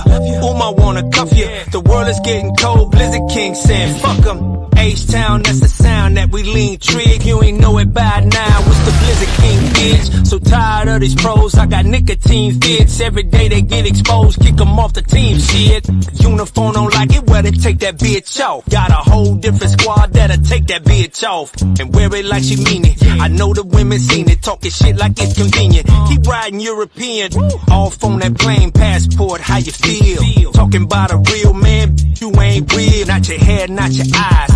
You don't like your skin, BBLs, you too lazy to take your ass to the gym. So trim while I trim, you are not a 10. Umbrellas, you look slutty. Baby, you ain't thick, your linebacker built with attitude, classless. First round pick, trick, you should have been drafted. Black men with options, know they watching. From DR to Columbia, you seeing a doctor. I'm here, she served me proper, she called me Papa. Spirit flight, wheelchair, while your ass is cocked up. Cold outside, Blizzard King coming. Numbers don't lie, trick, hot girl summer. Kevin Samuels try to love you. Uma wanna cuff you. The world is getting cold, Blizzard King saying fuck 'em. Cold outside, Blizzard King coming. Numbers don't lie, trick, hot girl summer. Kevin Samuels try to love you. Uma wanna cuff you. The world is getting cold, Blizzard King saying fuck 'em. Getting colder, ain't no love, all you getting is the shoulder. When you black women out there desperately looking for black men, they left. They left. And it's only gonna get worse. I'm a real bitch. Ain't no love, all you getting is the shoulder. Don't need no man, so you getting a little bolder. Single mama drunk, oh now you getting sober. But it's over, colder. Ain't no love, all you getting is the shoulder. Don't need no man, so you getting a little bolder. Single mama drunk, oh now you getting sober. Till you do. But it's over. You gonna be with Jesus. Hallelujah. Alrighty, praise Moses. Somebody type praise Moses in the chat room. Somebody type trademark in the chat room. Somebody type trademark infringement in the chat room. Anyway, look, the link to come on in is open. I know we haven't done this in a while because, you know, I'm rich and I don't want to talk to all y'all like that all the time. I got other stuff to do. But I want to give an opportunity. I want to give a shout out to you guys to come on in. I hadn't spoken with folks in a while. So the link is in the chat room if you want to come in. In the meantime, I'm going to read off these super chats, man. Shout out to Urban Eagle. Big shout out to you. Thank you so much, brother. Cody Marshall. Always good to see Cody. This is called cyber stalking, which is a federal offense. Get them, Dennis Sperling. We need to start looking out for each other in the wicked way. Man, this is just crazy. They won't leave that young man alone. I just think it's ridiculous. These chicks need a wake-up call. Deacon Weezo, shout out to you. Thank you for that $1.99. Deacon Weezo, big shout out to you. Who else we got? Barry Little, man. My man Barry Little, always good to see you up in here. Thanks for that 5. Who else we got up in here? Mr. You Not Qualified. Aaron the plumber here. Aaron the plumber here is support. Hey, shout out to Aaron Sloan, brother. What's happening, baby? Good to see you up in here, man. I'm proud of you, man. You keep your head up. Keep fighting that fight. I don't I don't know how many other people are standing behind you, but I didn't even know this young brother, you know, but knowing enough about his story to know. And Aaron, you're welcome to come in here and chop it up with us for a little while, baby. Come on up in here. You're welcome to come to this forum. And I'm not one of them people that's gonna betray you. You understand? But nevertheless, Aaron said they deleted my Instagram after I uploaded receipts disproving allegations today. I feel bad they're coming after you now. Man, this is a lot on me mentally. I know it is, brother. I know. Aaron, I want you to listen to me. I know what you're going through. I can imagine. See, a lot of people think this is all fun and games. And you all don't know what you're doing to this young man. You don't know what he's had to go through to get to where he is. Somebody type Aaron Sloan in the chat room. Y'all don't know what this young man had to go through. I know enough about his history, and I'm not revealing anything that you all don't know. This young man grew up in a harsh environment. He grew up in apparently a gang-infested community, much the same as I did growing up in South Central LA. And there's already trauma that goes along with that. There's already trauma that goes along with that. It's almost like having gone away. I got a lot of veterans up in here. And there's post-traumatic stress that you grow up watching the things happen in your household, watching the violence that you have to endure. It's post-traumatic stress associated with that. And this young man who is a baby, he's only 29 years old, 30 years old. That's a baby. You don't even get grown till you get 40. And he managed to pull himself together and get himself together. And you all are trying to tear this young black man down. And you're mad at me for standing behind him. You want me to use my time, my resources, my intelligence. I don't care if I didn't like nothing he did. I'm not going to tear him down in public. That would be a conversation I would have with him behind closed doors. But nevertheless, this young man is doing everything we want him to do. He's redeeming himself. He's a young man, a young black man. And I understand what the young brother is going through. I do. It's not just emotional, it's mental. And see, what you all want to do is push him back to the other side so you can laugh at him. I know what y'all want to do. Y'all worse than the white supremacist racists that you say you hate so much. And I don't appreciate that. And that's why I'm so fervent about how I feel when I say I support black men, because we don't have nobody. Anyway, shout out to my man Lance Jackson. Thank you so much. Simple Shit TV. Always good to have you up in here, brother. And I got the house is full tonight, and I'm glad to have everybody up in here. Let's go ahead and bring some folks in. Shout out to Salty Balls. I'm gonna go ahead and bring my guys in here. Devin Lockett, yeah. Live from Oahu, my brother. Hardy. Yes, sir. Yeah. Now you got a cam up if you want to come in. You got a cam up. Alvin Holden, there we go. The good Deacon, I see you down there, man. Let me get y'all squared up on this broadcast. Shout out to Aaron. Shout out to Alvin Holden. Shout out to Lockett. Hey, what's good? What's good? Get everybody up in here, man. Let me get everybody up in here. Deacon Salty, is that you, Salty? Let me click up real quick. Let me make sure it's you, man. Let me make sure. Now, just to remind y'all, why would you pick on the dude that sued YouTube? Like, why would you look? Why would y'all mess with me? What in the hell were you thinking about? Why would a YouTuber mess with the dude that sued YouTube, Google, Alphabet? There's $1 trillion corporation, and I got them on the ropes. Why would you do that to you? Anyway, we got to learn the hard way, Dennis. Hey, they're gonna have to learn, man. Shout out! Is that you, Salty? Man, you got to click. I'm gonna take you off so I can see you. Show me your face real quick, so I can make sure that's you. Deacon, is that okay? He didn't went up out of here. Anyway, man, welcome to the broadcast. Shout out to everybody in the chat room. I'm gonna get to the rest of these in a minute. I'll give y'all sure you nothing. Y'all cold. Very little. And again, Aaron the plumber, thank you so much, brother. What's up, guys? What do y'all think about this lovely lady who decided to write this horrible article about, well, basically she trying to impugn my character by impugning Aaron's character. Aaron, go ahead, go first, man. What are your thoughts on that? Honestly, when I read this article, I felt like this was preposterous, and this was just an attack on black men. This was an attack on me overall. Seeing that it was an article coming from a black woman, I'm feeling like black women are starting to start some type of feminist movement against me because they do not like what I said on the Pop the Balloon dating show. But again, if we reflect on what was stated on the show, I never said any derogatory terms to these women. I was very polite. In fact, I had the most manners on the show. You know, they all came after me and I defended myself. Now today I disproved all the allegations that have been stated by these YouTubers that have been making, you know, a lot of money with these allegations. I uploaded them on Instagram, and I find it, you know, a coincidence that they delete my Instagram. Everything that the Queen of Accountability has been saying has been disproven on my Instagram today. And when I uploaded it, they disabled my account, so I'm not on Instagram whatsoever.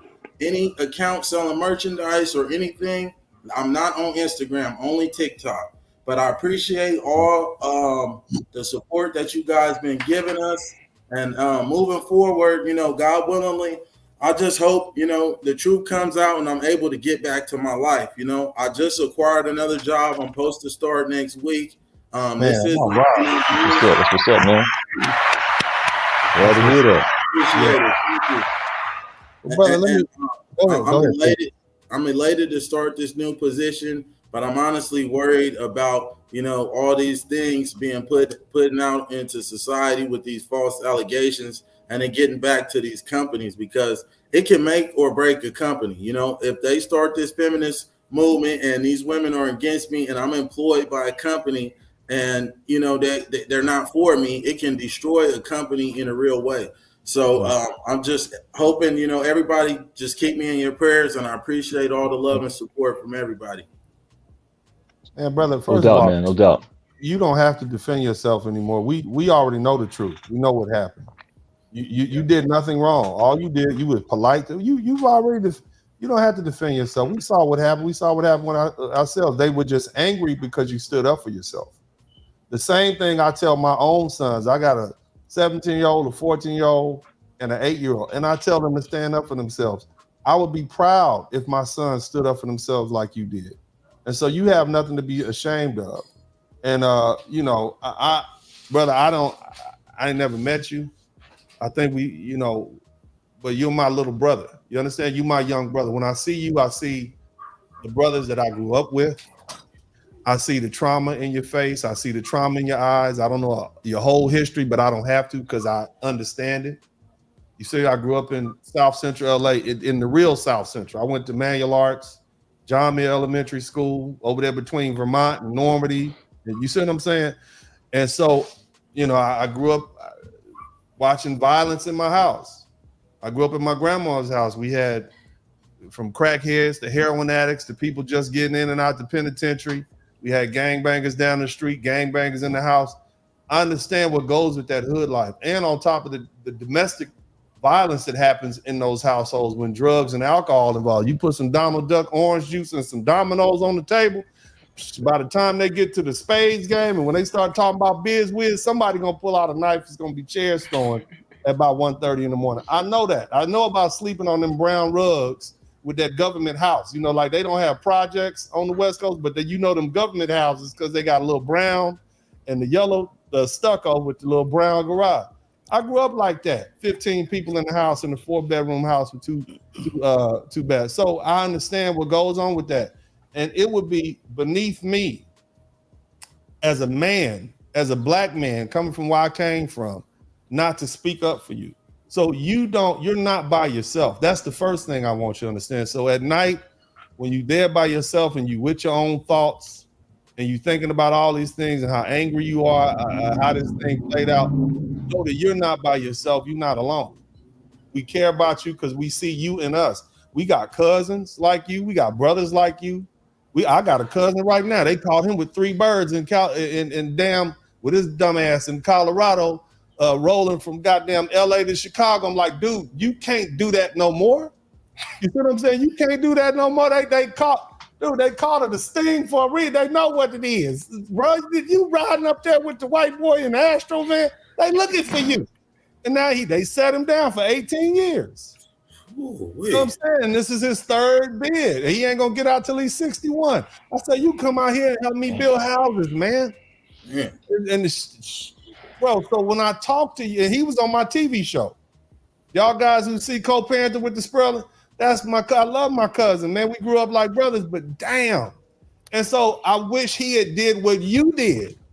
Gave up that bull crap when he got out the first damn time from carjacking and robbing and gang banging and got himself a legitimate career. You see what I'm saying? So nah, bro, you don't have nothing. You ain't got to defend yourself here, not with me. We know who you are. You're our brother. And as long as you stay on this side of the law, I got your back 100%. The past is the past. The reason we look forward and not backwards is because we're not going there. You understand what I'm saying? Yes, so sir. You good with me, man. You good with me. You ain't got to put one more defense out there. But anyway, I'm gonna let you hit this. This a rowdy ass group of dudes on here. We ain't been here in a minute. It's like getting your friends together. So I don't know what's gonna be said, but let's go ahead and go with the one that I always know is gonna be out the box. Devin Lockett, welcome back, my light-skinned brother from another mother. Let's see, shout out the veterans out here too, man. Go ahead, let's go, brother. Go ahead, Devin. Man. Go ahead. Please no curse. I'm down here in Waikiki, my brother. Check out the view. Oh damn! Look at you. Okay. All right. Well, man, what do you think about this, man? Like, I look, man. Y'all know I don't go out looking for people. But then when somebody gonna send me an email, okay, damn, like, I don't want to deal with that. I'm trying to eat some chicken and have a good Saturday. You know what I'm saying? She got to get that work, man. You got to give her that work, man. I just put a post up saying, look, I'll see y'all next week. I'm busy. I'm rich now. I got this settlement money in. I'll holler at y'all in words later. You see what I'm saying? And then he sent me this email like, damn, all right. But anyway, what are your thoughts, brother? Go. It's a lot to talk about. Go ahead. She need that work, brother. You got to give her that work. You got to let her know, man. I ain't gonna do it. I'm gonna let BuzzFeed get at her. That's because you want to be famous. I'm gonna make you famous. You know what I'm saying? The difference between my page and other people's pages is that this is potent. You see some of the things I talk about on this page, it ends up dispersing through the internet. You see what I mean? It's a lot of people with 100,000, 200,000, but the stuff I say is a lot different. But next up, we got my man, the contractor, and then we're gonna go Alvin Holden. Contractor, brother, talk to me, man. What are your thoughts on what you see transpiring here? Salute to you, sir. Good to have you back. I ain't back. Y'all ain't gonna see me for a week, but go ahead. Yeah, Aaron, real talk. Come over to Machismo TV, hop on the panel. That way we can start sending you some information, because I've been out here working for myself for the longest time, cuz. Oh, okay. So you ain't got to worry about all that, Slim. I'll show you how to generate your own clientele the way it's going to put you back proper, pimp. It's easy, but you got to have a formula for it. But for that young lady, I changed I type lovely ladies in the chat room. Yeah. Now, the reason I want y'all to say something, the reason I say lovely ladies instead of mother and all that is because I know that people will take my words as a black man and use them against black women in general. I don't want them doing. I'm not going to be a weapon against my people. You understand what I'm saying? Now, I will chastise black women, and no, really, I'm chastising these hood rats faking like black women. You see what I'm saying? I don't have a problem with doing that because black men need to step up and do that because black women can't do it. They're afraid of them. They ain't gonna battle these hood rats in the street. These women to beat them down. They have drag. They need black men to stand up. They want you to stand up, and they will respect you more if you stand up. Aaron, I'm just skip back to him for a minute. Contract. Black women want you to stand up and put them bras in their place. Everybody wants black men to stand up and put these unlovely, hostile ladies in their place. They are out of pocket. But see, there's going to be resistance. But see, what I don't want is for the rest of you black men, I want y'all to listen to me very closely. All you quiet Negroes out there that didn't say nothing, but on the low, yeah, man, that's right. Yeah, I appreciate it. Where's your voice at?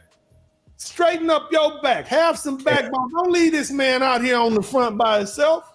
The reason I said, yeah, let's contribute to his GoFundMe account, because I'm not about to sit up here and watch y'all check this black man and down this black man. No, we're going to flex on you like you trying to flex on him. We're going to match power with power. Okay, you know what? He wanted $1,000. Give him 14, baby. Put 14 racks. You know what I'm talking about? And that made them angry. That made them even, they mad about that because they wanted to bury this brother. And we said, no, I was about to cuss. We said, no, you rotten, raggedy, low. No, you're not going to do that black man like that for standing up, period. But anyway, go ahead, contractor. I'm running my blood pressure up. Praise God. I need Jesus Christ. But go ahead, contractor. Then we're going to go to Alvin. I'm gonna say this. I'm gonna get off because I gotta do something with our channel on our show. Praise God. For that young lady that wrote that article, I highly suggest. Praise God. Hallelujah. Go ahead. That you deal with her accordingly. Yes. Because it would set an example for anyone else that decides to besmirch your name, good sir. But me personally, I don't deal with these hoes like that. I'm like, yo, who the fuck you talking to? You can't say the words like that. You're going to get demonetized. I'm sorry. You gotta hold that in, man. That's why I ain't come and let y'all up no more. Anyway, but go ahead, bro. I appreciate it. You always good to have you. Alvin, what you got to say, man, about this subject, man? Shout out to Alvin Holder, but go ahead, brother. Salute to you, Mr. Sperling in the chat, brothers, everybody in the chat on the panel. All of this is. It all comes down to censorship at the end of the day. And when it comes down to what we have as rights, particularly as black men in this country, we're the first to get ours taken away, right? Like this is somehow, some way they find a way to fudge the rules when it comes to us. They find a way to find the video when it comes to us. They find a way to find your criminal background when it comes to us. And then somehow your mugshots all over and all of that stuff always seems to be reserved just for us. And I understand the strategy that ADL does it. There's a couple of other entities that do it. And I think the question becomes, and this is what I'd like to ask to you, Mr. Sperling, and the rest of the panel, do we follow suit and use the same strategies and fight fire with fire? Or do we continue the way we have been doing, which is turning the other cheek? First of all, turning the other cheek is not even what Jesus said. Okay, Jesus was a revolutionary. Yeah. And when you understand Jewish culture, Jewish customs back at that time, turning the other cheek, okay, so if a person was beneath you, you hit them with your left hand, the back of your left hand. That's the hand you wipe your poop with over in the Middle East. Remember, they used to eat with that right hand, and that left hand was reserved for that biological, what's that called? Recycled hand, toilet paper hand. That's what, and so if you put your left hand, that's why shaking with the left hand is considered a bad thing, because they eat with the right hand and wipe the camel, the backside with this hand. So if a person slaps you with the back of their left hand like that, bow, right, and your face go this way, like this, right, and you turn the other cheek. How do they slap your face? They got to slap it with the right hand. And so by slapping it with the right hand, they're basically showing you that we are equal. So Jesus's way of showing rebellion, and this is passive resistance, was saying, well, you slap me with the left hand, I'm going to turn the other cheek. And now if you want to slap me again, you got to prove to the world that we're equal. And that was his passive way of resisting the oppression of the Roman government. See, y'all ain't studied your Bible. Hallelujah. Y'all ain't looked at the word. Remember when I used to do them Sunday broadcasts to get y'all? That's the Jesus. That's when I talk about the Most High. That's the Jesus I'm talking about. I don't know what kind of Jesus y'all talking about, because when I read my book, Jesus was a black revolutionary from the Middle East who died on the cross for insurrection and inciting the people to riot. Those were his charges. You understand what I'm saying? So that being the case, hell yeah, we're going to fight them the same way they fighting us. And we're going to win. And we are winning. That's the other thing. I told you this 4 years ago. Anytime black, and I told y'all, I can't keep up with all these videos. But I told y'all, I said, look, anytime black men involve themselves in a fight, we always win.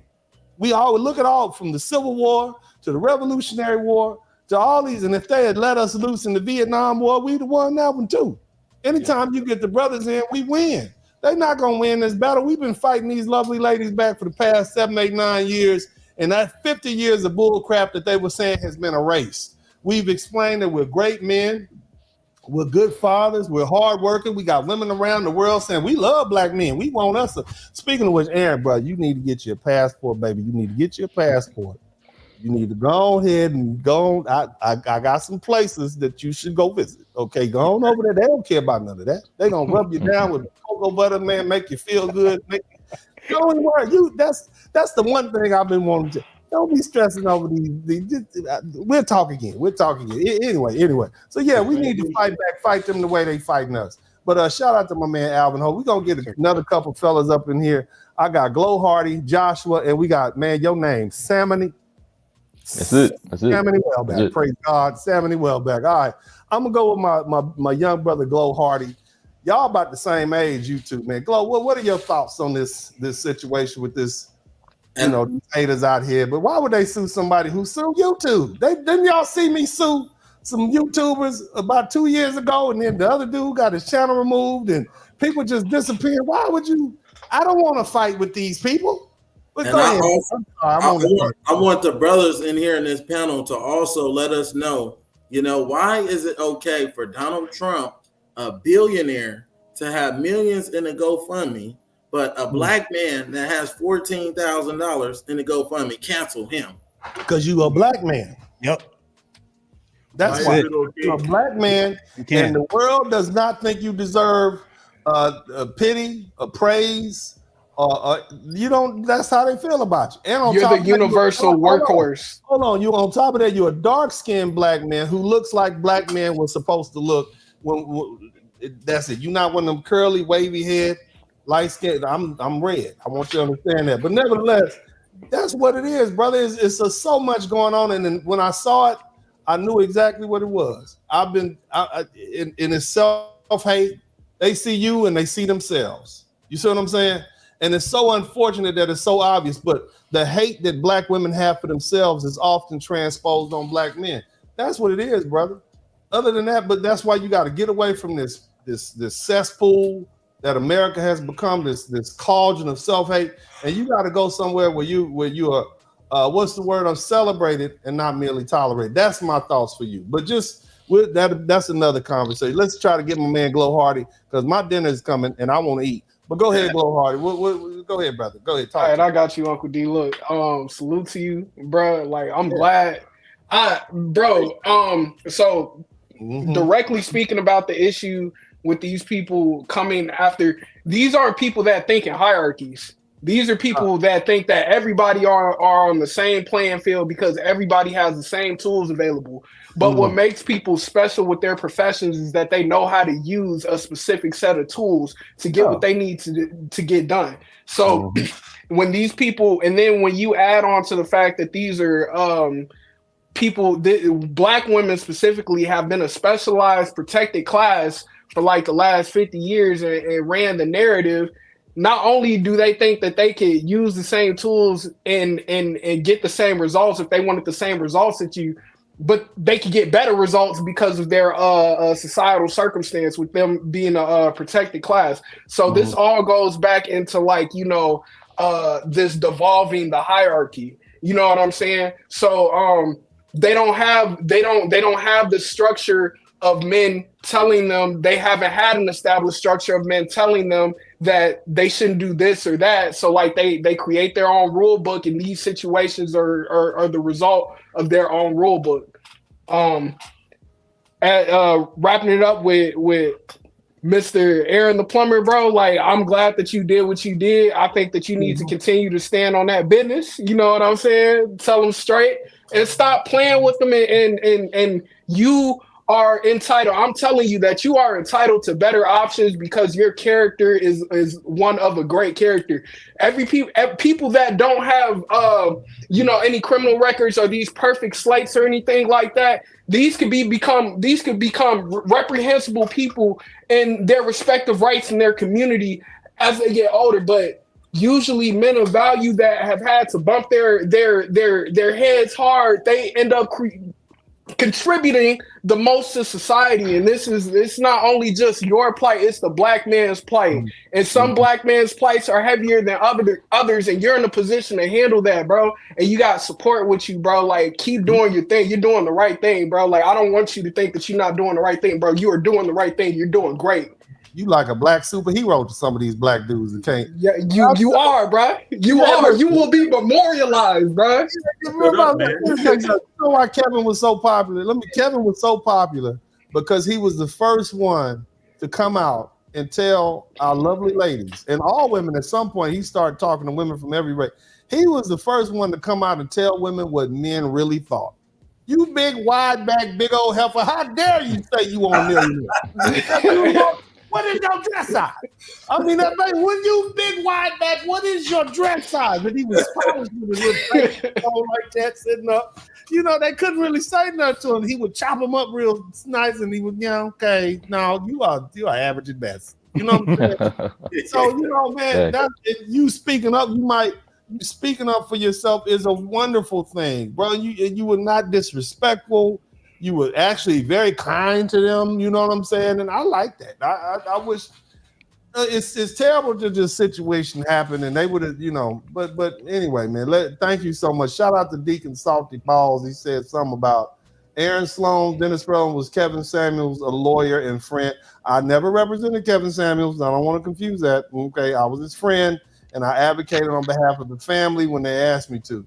You're in good company, brother. And we know that chick allegedly tried to steal from date 420 night.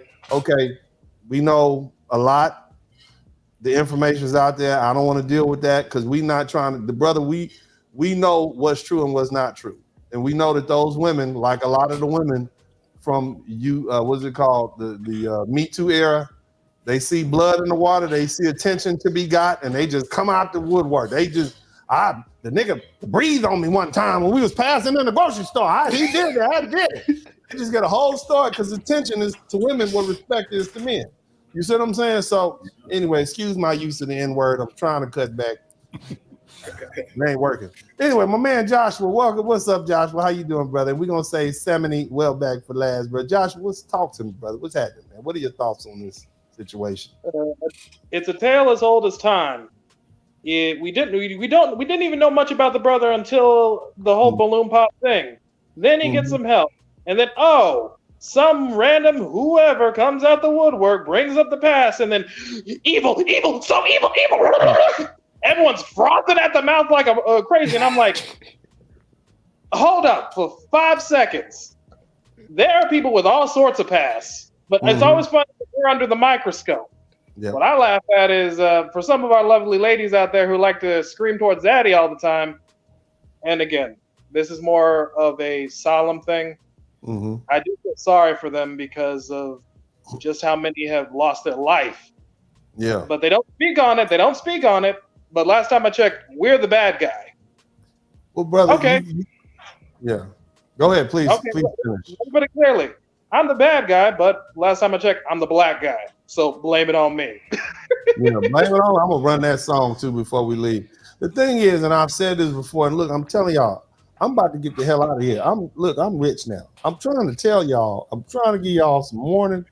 Y'all not gonna see me around here. I'm already in the backyard. Pretty soon I'm gonna just be gone. What happened to D? What happened? He gone.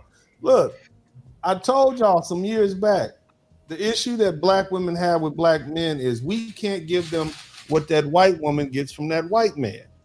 See, that white man, even if he living in a trailer park, he has his white skin, he has that social status. And I know I got white dudes on here watching me, but you know it's goddamn true. That's how it's set up. Social status, it is what it is. So the black man, even though he's a multimillionaire, tall, handsome, whatever, he's still gonna get treated like an N-word because he's not that white man. You understand what I'm saying? And so because of that social status, because she can't be with the so-called alpha male, she treating all of us like we beta males. Now, there's a Mexican dude right now, somewhere between New Mexico and San Diego, that drives a taxi cab that gets more respect than a black man with a PhD. He gets more respect making of putting roofs together every day and coming home hot and sweaty than a black man who goes to work in a suit and made 6 figures. Some of these dudes get more respect and brothers who are making millions of dollars either in business, athletics, or whatever. It is what it is. This is what you see happening. You see what I'm saying? But see, when we have a black man that say, oh, hell no, you ain't gonna treat me like that. I don't care who you think you are or what kind of white man worship you got on your mind or how brainwashed you are, you gonna treat me with respect. And see, that's what Aaron said, and he did it in a very eloquent way. He didn't call, I ain't hear no you riding raggedy 305. I ain't hear that. I didn't hear you say that. You might have thought it, but you didn't say it. You were very kind to them rotten raggedy lovely lady. You was thoughtful and articulate. The little hairy, your arms hairy as hell. You look like your arms. You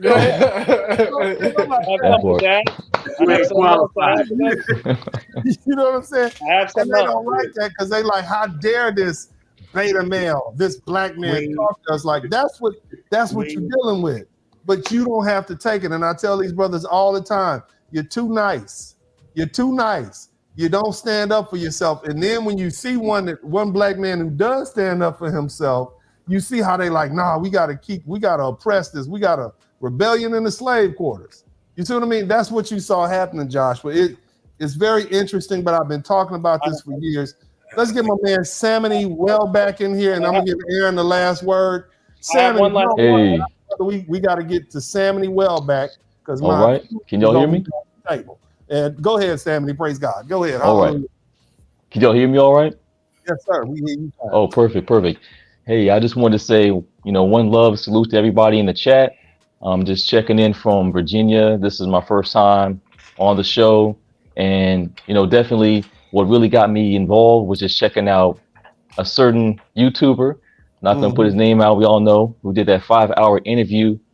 And it really upset me as far as how he was expressing all this emotion and this connection to you, talking about his father and how your experience reminded him of his own father. And the man was welling up. He was on the verge of tears in that show. And then 2 days later, in the middle of June, he's on the next show. And he's flipped the script on you. He's talking about how, you're a scammer, blah, blah, blah.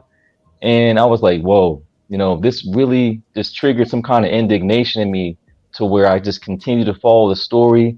I was bombing on these different YouTubers' pages, calling them out, saying you got some, DF, that kind of action legally coming your way if you keep this up. And then, of course, following the community page, I hear tonight about this Jameson chick and her crazy writing up there, and I couldn't help myself. I decided to go in with the long essay, and I don't know if it'll get posted or not, but basically I laid out how everything that she's saying is really just based on hearsay and this notion that he's doing these things allegedly, but you don't have any evidence. You're talking about Brother Sperling here and saying that he's saying these things about women, but what does he say to support what you claim? He's not making these statements about women, that he wants this essay and these things that you allege he said. Where did he say that? So she's taking these statements and she's just running with her own narrative. And so I just had to say my piece on it, man. And like I said, it may not get published, what have you, but I think that it's about time that somebody challenge these women, these she-wolves really, and check them and put them in their place. Because again, this is all just spurious defamation and just wild speech without any factual basis behind it.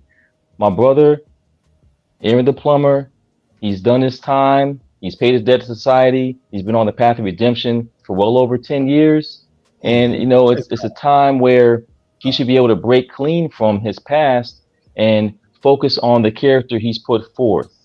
Focus on his good deeds, and whatever they want to think, whatever these she-wolves want to think, whatever the feminist community wants to say, if these black women want to continue coming after him, I'm going to continue having his back, and I'm sure we all will as well. Yeah. Brother, shout out. That was very eloquent, well-spoken. So here's the thing. What we see happening is black men beginning to stand up and speak for themselves. Now, you got a lot of cowards in the black community. They still believe in happy wife, happy life. Don't say nothing. Keep your head down. But we got black men who are standing up now, and that's what you see happening. And I'm okay with that. And you all should be okay with that. Now, as far as me, y'all don't already know. She put at the bottom, she said, you see the part where she said Sloan's information is available, and then they put my name down there. Let me tell you, let me just run this down to y'all. Let me tell you what's gonna happen.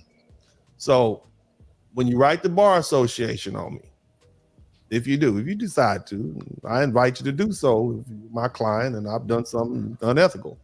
What they're gonna do is they're gonna ask you for your first name, your last name, your address, your telephone number, your email address. They may ask you for your social security number and your driver's license. And then they're gonna ask you to write a written statement and explain everything in writing. Somebody type in writing. And you're gonna have to put everything that you say I did in writing. And then what they're gonna do is send me a copy of that, praise God, with your written statement. Somebody type slander in the chat room. Somebody type defamation in the chat room. They're gonna put your written statement with your address and your cell phone number, and your email address, and then I will be able to find out everything I need to know about you. And because of course I would need to respond to that, right? Even if they don't accept this is unethical, they still gonna send me a copy of the letter with your complaint and your information on it, and I might be able to contact your baby daddy or something like that, because the information's there for me. I'll contact your boss. Do you know this person is writing these fraudulent, slanderous statements about me using your office email address from that? That makes you responsible for that. See, I've done that before.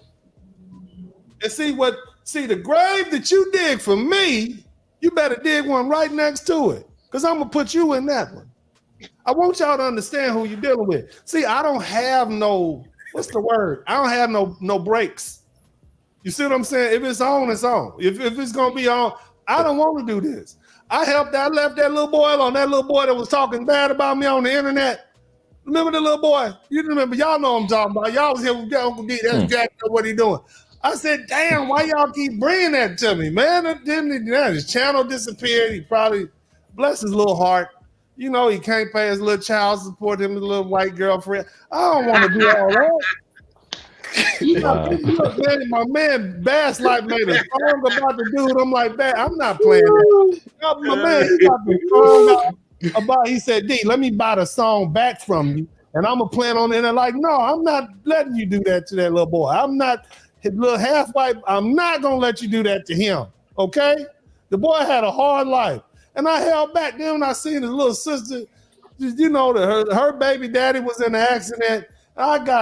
This is the dude that talked bad about me. I'm doing my research. I'm doing the research. I'm down in it, nitty gritty. And come to find out his brother-in-law was in an accident and they had a GoFundMe account. It wasn't but like $3 in there. I'm like, man, let's give him some money. Y'all remember that? Many of y'all contributed to what would be my enemy's sister's GoFundMe account to help that black man. I don't want to hurt nobody. And so when I see these YouTubers out here, these YouTubers with these huge platforms, and instead of being intelligent with this power, instead of being miserly, if we will, with this power, they reckless with it. They don't realize if you got 100,000, 200,000, 700,000 million followers and you say things, it has real life consequences and you can affect people's lives. See, this is not a game. This young brother right here has lost his job in real life because some loudmouth, reckless people had something to say on the internet and somebody with some actual reach decided to pick that up and allude to what was being said. See, I'm gonna be honest with you. This can't be 1980. See, in 1980, you couldn't hide behind no internets and telephone. You had to come outside. You see what I'm saying? And I'm just saying. I know me. This is what I'm saying, me. If you cause me all this kind of turmoil in my life, I'm gonna not like you forever. You see what I'm saying? And see, you don't have to say anything, Aaron. We haven't ever spoken about anything like this, but what's on my mind is I know where this young brother's from. I know the mentality. You see what I'm saying? And what I'm saying is, I don't even want to say it, but what I'm saying is the universe has a way of lining things up. You see what I'm saying? You cannot run from ever. It might be 20 years from now, 30 years from now. I wrote about this in my book, man. I got jumped by these 3 dudes tried to jump me when I was in middle school at John Muir. I remember the dude's name. His name was Valentino. It was this other dude. There was other big dudes, you know what I'm saying? We was big for 14, 15 big. You see what I mean? Not big like grown man big. And I remember I was running some errands for my Uncle Slim, man. I was in this brown Chevy Nova, and my Uncle Slim gave me this little 380. He said, nephew, you got 6 shots in it. Ain't no safety on it. You understand what I'm saying? Just shoot. You ain't got enough to fight them off, but you got enough to hold them back. Just empty the clip, run. If you get caught by the police, we'll come get you downtown, period. You see what I'm saying? That's what he told me. And so when I would roll and do little errands from on the east side and whatnot, lo and behold, man, I'm over here on Normandy and Florence. I see this N-word. I ain't trying to cut back. I see this dude on the bus stop right there on Florence and Normandy. I say, man, I seen him right there. I'm riding, I'm headed north on Normandy, and I see him, he don't see me. I said that, man, I could pull back around in the gas station, get out the car, come right up behind him, and it's a wrap. And he don't even know who did it. And this is 5, 6, 7 years later. You see what I'm saying? See, this is the mentality that I come from. That's why you don't mess with West Coast dudes like that. We don't have no rules like that. You understand? And I'm trying to, God, Lord knows, Jesus, I don't, look, whoo. What I'm trying to explain, don't do people like that, man. You don't do people like that. And some of y'all who read my books, y'all heard that story about Fat Terrell. His fat ass caught me in the goddamn sloss and swap meet one goddamn day. I'm in law school. I seen Fat Terrell I beat Fat Terrell ass. This is what happened. We in the 5th grade. We going down the stairs in the elementary school. And Fat Terrell was like, I'm like, all right, Fat Terrell, I got problems. I come from an abusive household. Like, you gonna give me a chance to get this off? Okay, cool. Fat Terrell was claiming some set from somewhere. Man, me and my homeboy, Shantae, we walk, and I had fought Shantae the week last, probably the year before that in the 4th grade. And you know, schoolyard is treacherous. Squabble stories. Yeah. But anyway, man, and I talk about this in my book, man. So Shantae ass did some Hulk Hogan stuff, got me in the headlock. Wow, hit me in the top of my head. I'm like, that ain't even no real fight, but we end up being cool after that because it's like, all right, you got squabbles with you. So anyway, man, we walking down 37th Street. At this time, I'm living over in what, I don't want to say that, I'm living in a red rag representative neighborhood. You see what I'm saying? And I see, oh, that's Fat Terrell, right? Because I waited for Fat Terrell. Fat Terrell said he wants something. And I'm like, I need to get this out of me. I need to get this evil out of me, and you going to be this. So I seen Fat Terrell. I ran over there, man. We ran back into the gate. Shantae right behind me. I'm like, what's up? He started taking off his jacket. I start bopping it. Bop, bop, bop, bop. And then he like, no, you want to fight? Let's fight. You see what I'm saying? Lord knows, man. This was 5th grade. I done went to college. I done finished law school. I'm in the sloss and swap meet trying to get me some socks and some t-shirts. I done came from Louisiana. I'm like, yeah, let me get a little, I'm in the sloss and swap meet. Woo, woo. I see Fat Terrell, fat ass, and I knew it was him. Followed by a bunch of little dudes, man. I was like, oh shit. He recognized me. I had to get my ass up out of there. You don't know what you're doing. You understand? Some people don't forgive you. And so all you see, when you go up, you coming down. And this is why I'm very careful with how I treat people. You see what I'm saying? This is why, even if I have a so-called enemy on the internet, I'm not going all out like that. You see what I'm saying? Because see, when you start taking people's livelihoods away from them, when you start causing damage, when they sitting up thinking about what you did to them, you see what I mean? You don't know what that does. So you imprint something like that in their head, and they will never forget you. You understand what I'm saying? 10 years later, I could have took that man's life and got away with it. 20 years later, this man could have ran up on me with the homies and packed me out. You see what I'm saying? You don't do that to people. See, a lot of these dudes are straight, square. They never been on the streets. They don't know what's out there. They can't survive in that environment. And you messing with the wrong type of people. Some people will never forget that. Some people have an evil side, if that's what you want to call it. And I know myself. I can be really evil. I can be mean. I can be nasty. I would enjoy it. I know myself. And there's other men out there who like that. So why would you do that to a man? Sun Tzu says the same thing. Why insult a man and make an enemy out of somebody? You don't know what you're doing. And all you YouTubers are doing are making enemies. You're not going to be a YouTuber forever. At some point, they're going to put your butt off of here. This is going to get corporate. They're going to be like, nah, y'all helped us out. They're going to do the same thing Fox News did. Remember when they used to have all them little black shows on Fox? And then they got all their black butts off of there, and now it's just straight corporate.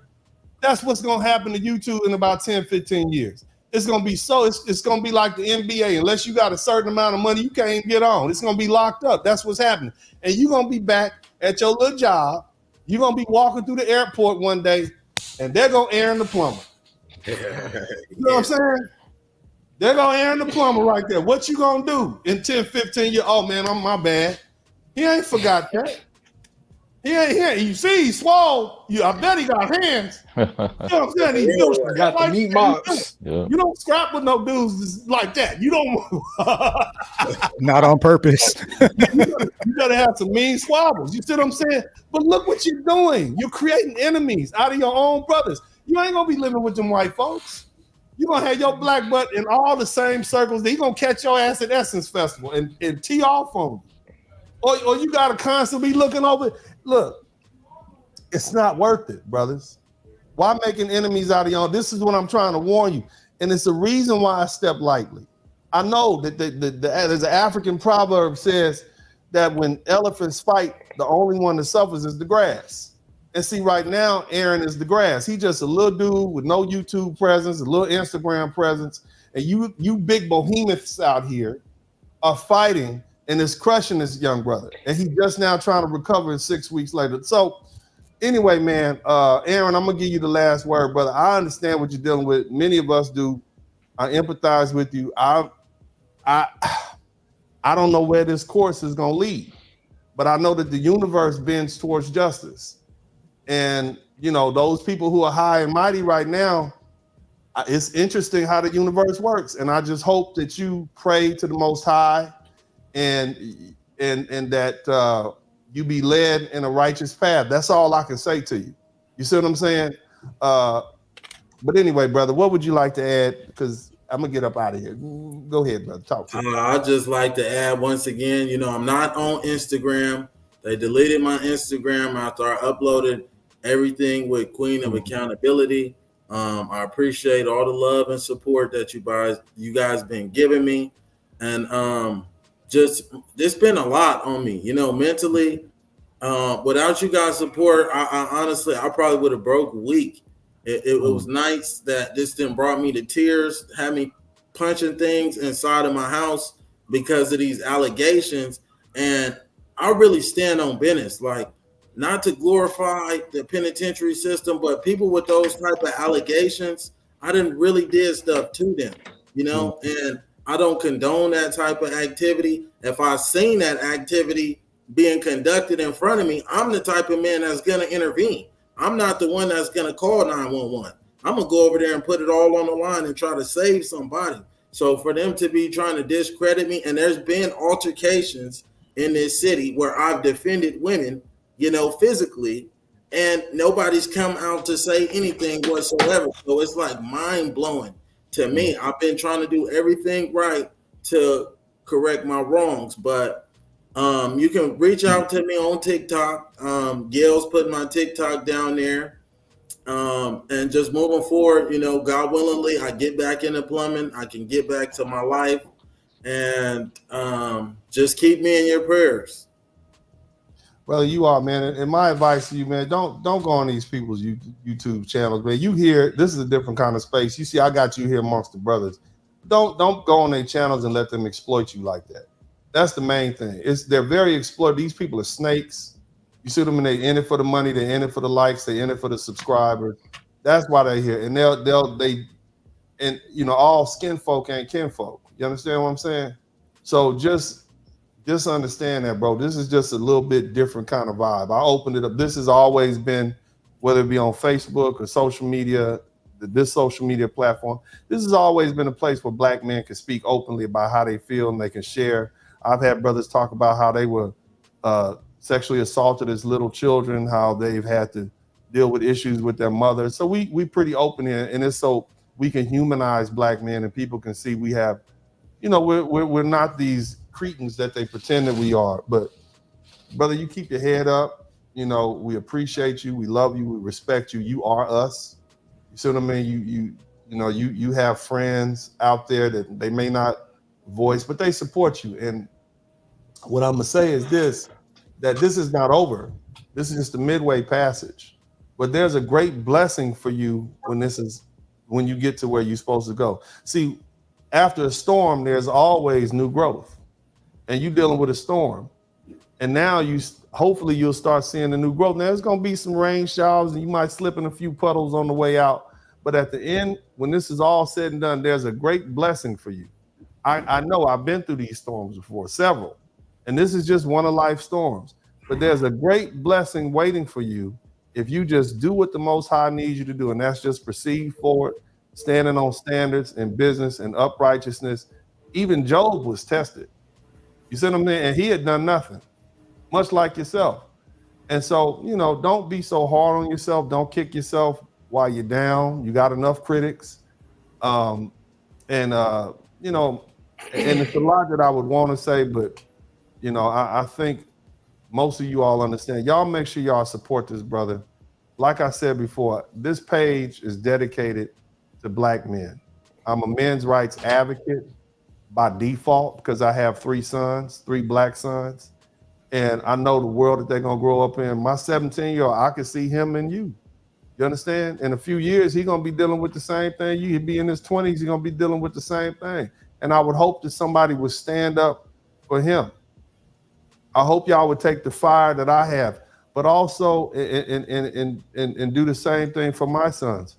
But I also want you other Black men who are YouTubers specifically, I want you to think about being more responsible because there are consequences. There's consequences to your actions. You're too big to be irresponsible. Oh, I'm alluding to this allegedly. You can't say allegedly. Just because you say allegedly doesn't mean you free from a lawsuit or free from the consequences that are associated with accusing somebody of such heinous crimes. And I'm not advocating anybody do anything to anybody. I'm just telling you how the world really works. You never know who you're gonna be in the company of. It might not even be Aaron. It might be somebody that liked what he did, who liked what he stood for, who said, man, I don't like you now. You don't know how many, all these YouTubers, you don't know how many enemies you've made by picking on this Black man who did nothing. And see, when it all shakes out, when the emotions are gone and people begin to evaluate the facts and what they actually saw, as opposed to what you tried to pretend like they saw, they're gonna say, well, that brother didn't do anything. And as Dr. Martin Luther King said, man, justice, the arc of the universe bends towards justice, and justice is gonna come on behalf of Aaron for these lies that have been told about him. So that's all I got to say. It's always good to be back in here. To my haters, look, at the end of the day, man, I ain't really got to do nothing to you. You're gonna take care of yourself. Now, if I do decide to do something, then you probably won't even know. You just gonna disappear. Your little channel disappear, your little website disappear, and because you messing with somebody that this is what I do for a living. That's like trying to cut a razor. I'm a razor. Why would you mess? Don't even touch. Leave me alone. I'm not even that interesting. Look. I'm not even that interesting. You know, I got a receding hairline. I mean, you don't want nothing. I mean, you ain't gonna get no likes and subscribers messing with me. Don't pick on Alvin or somebody. The contract, they much more interesting than me. I got one woman, some kids. You know, I ain't that interesting. But you picking on me, you just picking a fight that you can't win. Nevertheless, man, shout out to Devin Lockett, Glow Hardy, Samony Welbeck, the contractor, Joshua, Alvin Holden. Big shout out to Aaron the plumber, man. I love you guys. I appreciate you guys. Make sure y'all subscribe to the channel because it looked like YouTube is trying to remove my damn subscribers. I was almost at 70,000. Now I'm back at like 69. Now what happened? You know what I'm saying? All this hate. Anyway, shout out to everybody, man. We're going to play a little song before we get up out of here, but this is going to be the outro style, Sean. Somebody type BMW in the chat room. Black men winning. It's Uncle D. I'm out. You understand what I'm saying? Hate me all you want to, baby. I don't mind hating me. Hate all you can. Let me go the other way. Hate all you can. Hate everything. But I'm gonna still make you look good. Black men winning. Okay? Come on, somebody type that in the chat room. Black men winning. Okay? Because that's just what's happening. We are winning. We winning. We winning. We winning. We winning. We winning. We winning. We winning. We winning. We winning. Yeah. We winning. We winning. We winning. I know they hating out here. Yeah. I know they mad. They all in their feelings. But baby, I don't care. She calling the police on me and everything. Yeah. Somebody need to get on the phone, call my attorney. Dealing with these hard-headed hoes who ain't learning. Acting all ignorant like a motherfucking menace. She better bundle up, cause bitches about to be winner. Niggas acting timid, why you think she treat a nigga so bad? Turn her only fucking son into a killer. Can't even distinguish who the women, who the bitches. She broke my nigga, even Jesus can't fix it. Navajo nigga, got a man up in prison, but quick to tell you, get your bag up, bitch, quit it. Ever heard of Dennis? Yes sir, get your spurling, we in court early, don't be acting all girly. Keep that same energy, don't need any men. You the man, you the father, you the face of many men. Yep, Minnie Rippleton, taking L's your whole life. While the passport bros taking off the next flight. Some thick, something feminine, rubbing on my shoulders. Be a cold day in hell, Blizzard King try to tell you. A new world is coming, bitch, you better stop sinning. See, God took Kevin, left your sorry ass with Dennis. Somebody type of old broad in the chat room. Talking about men, you can't find them. That just means you had your chance, boo. You had your chance, and your chance has passed you by. Your husband done went on to the great beyond. He's not there looking for you no more. You done hit one wall. Somebody type one wall in the chat room. You done hit two walls. Somebody say 3 walls. Yeah.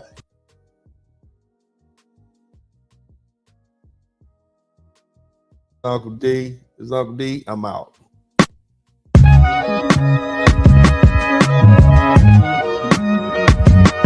Dennis Sperling Podcast. Hit the like button, subscribe.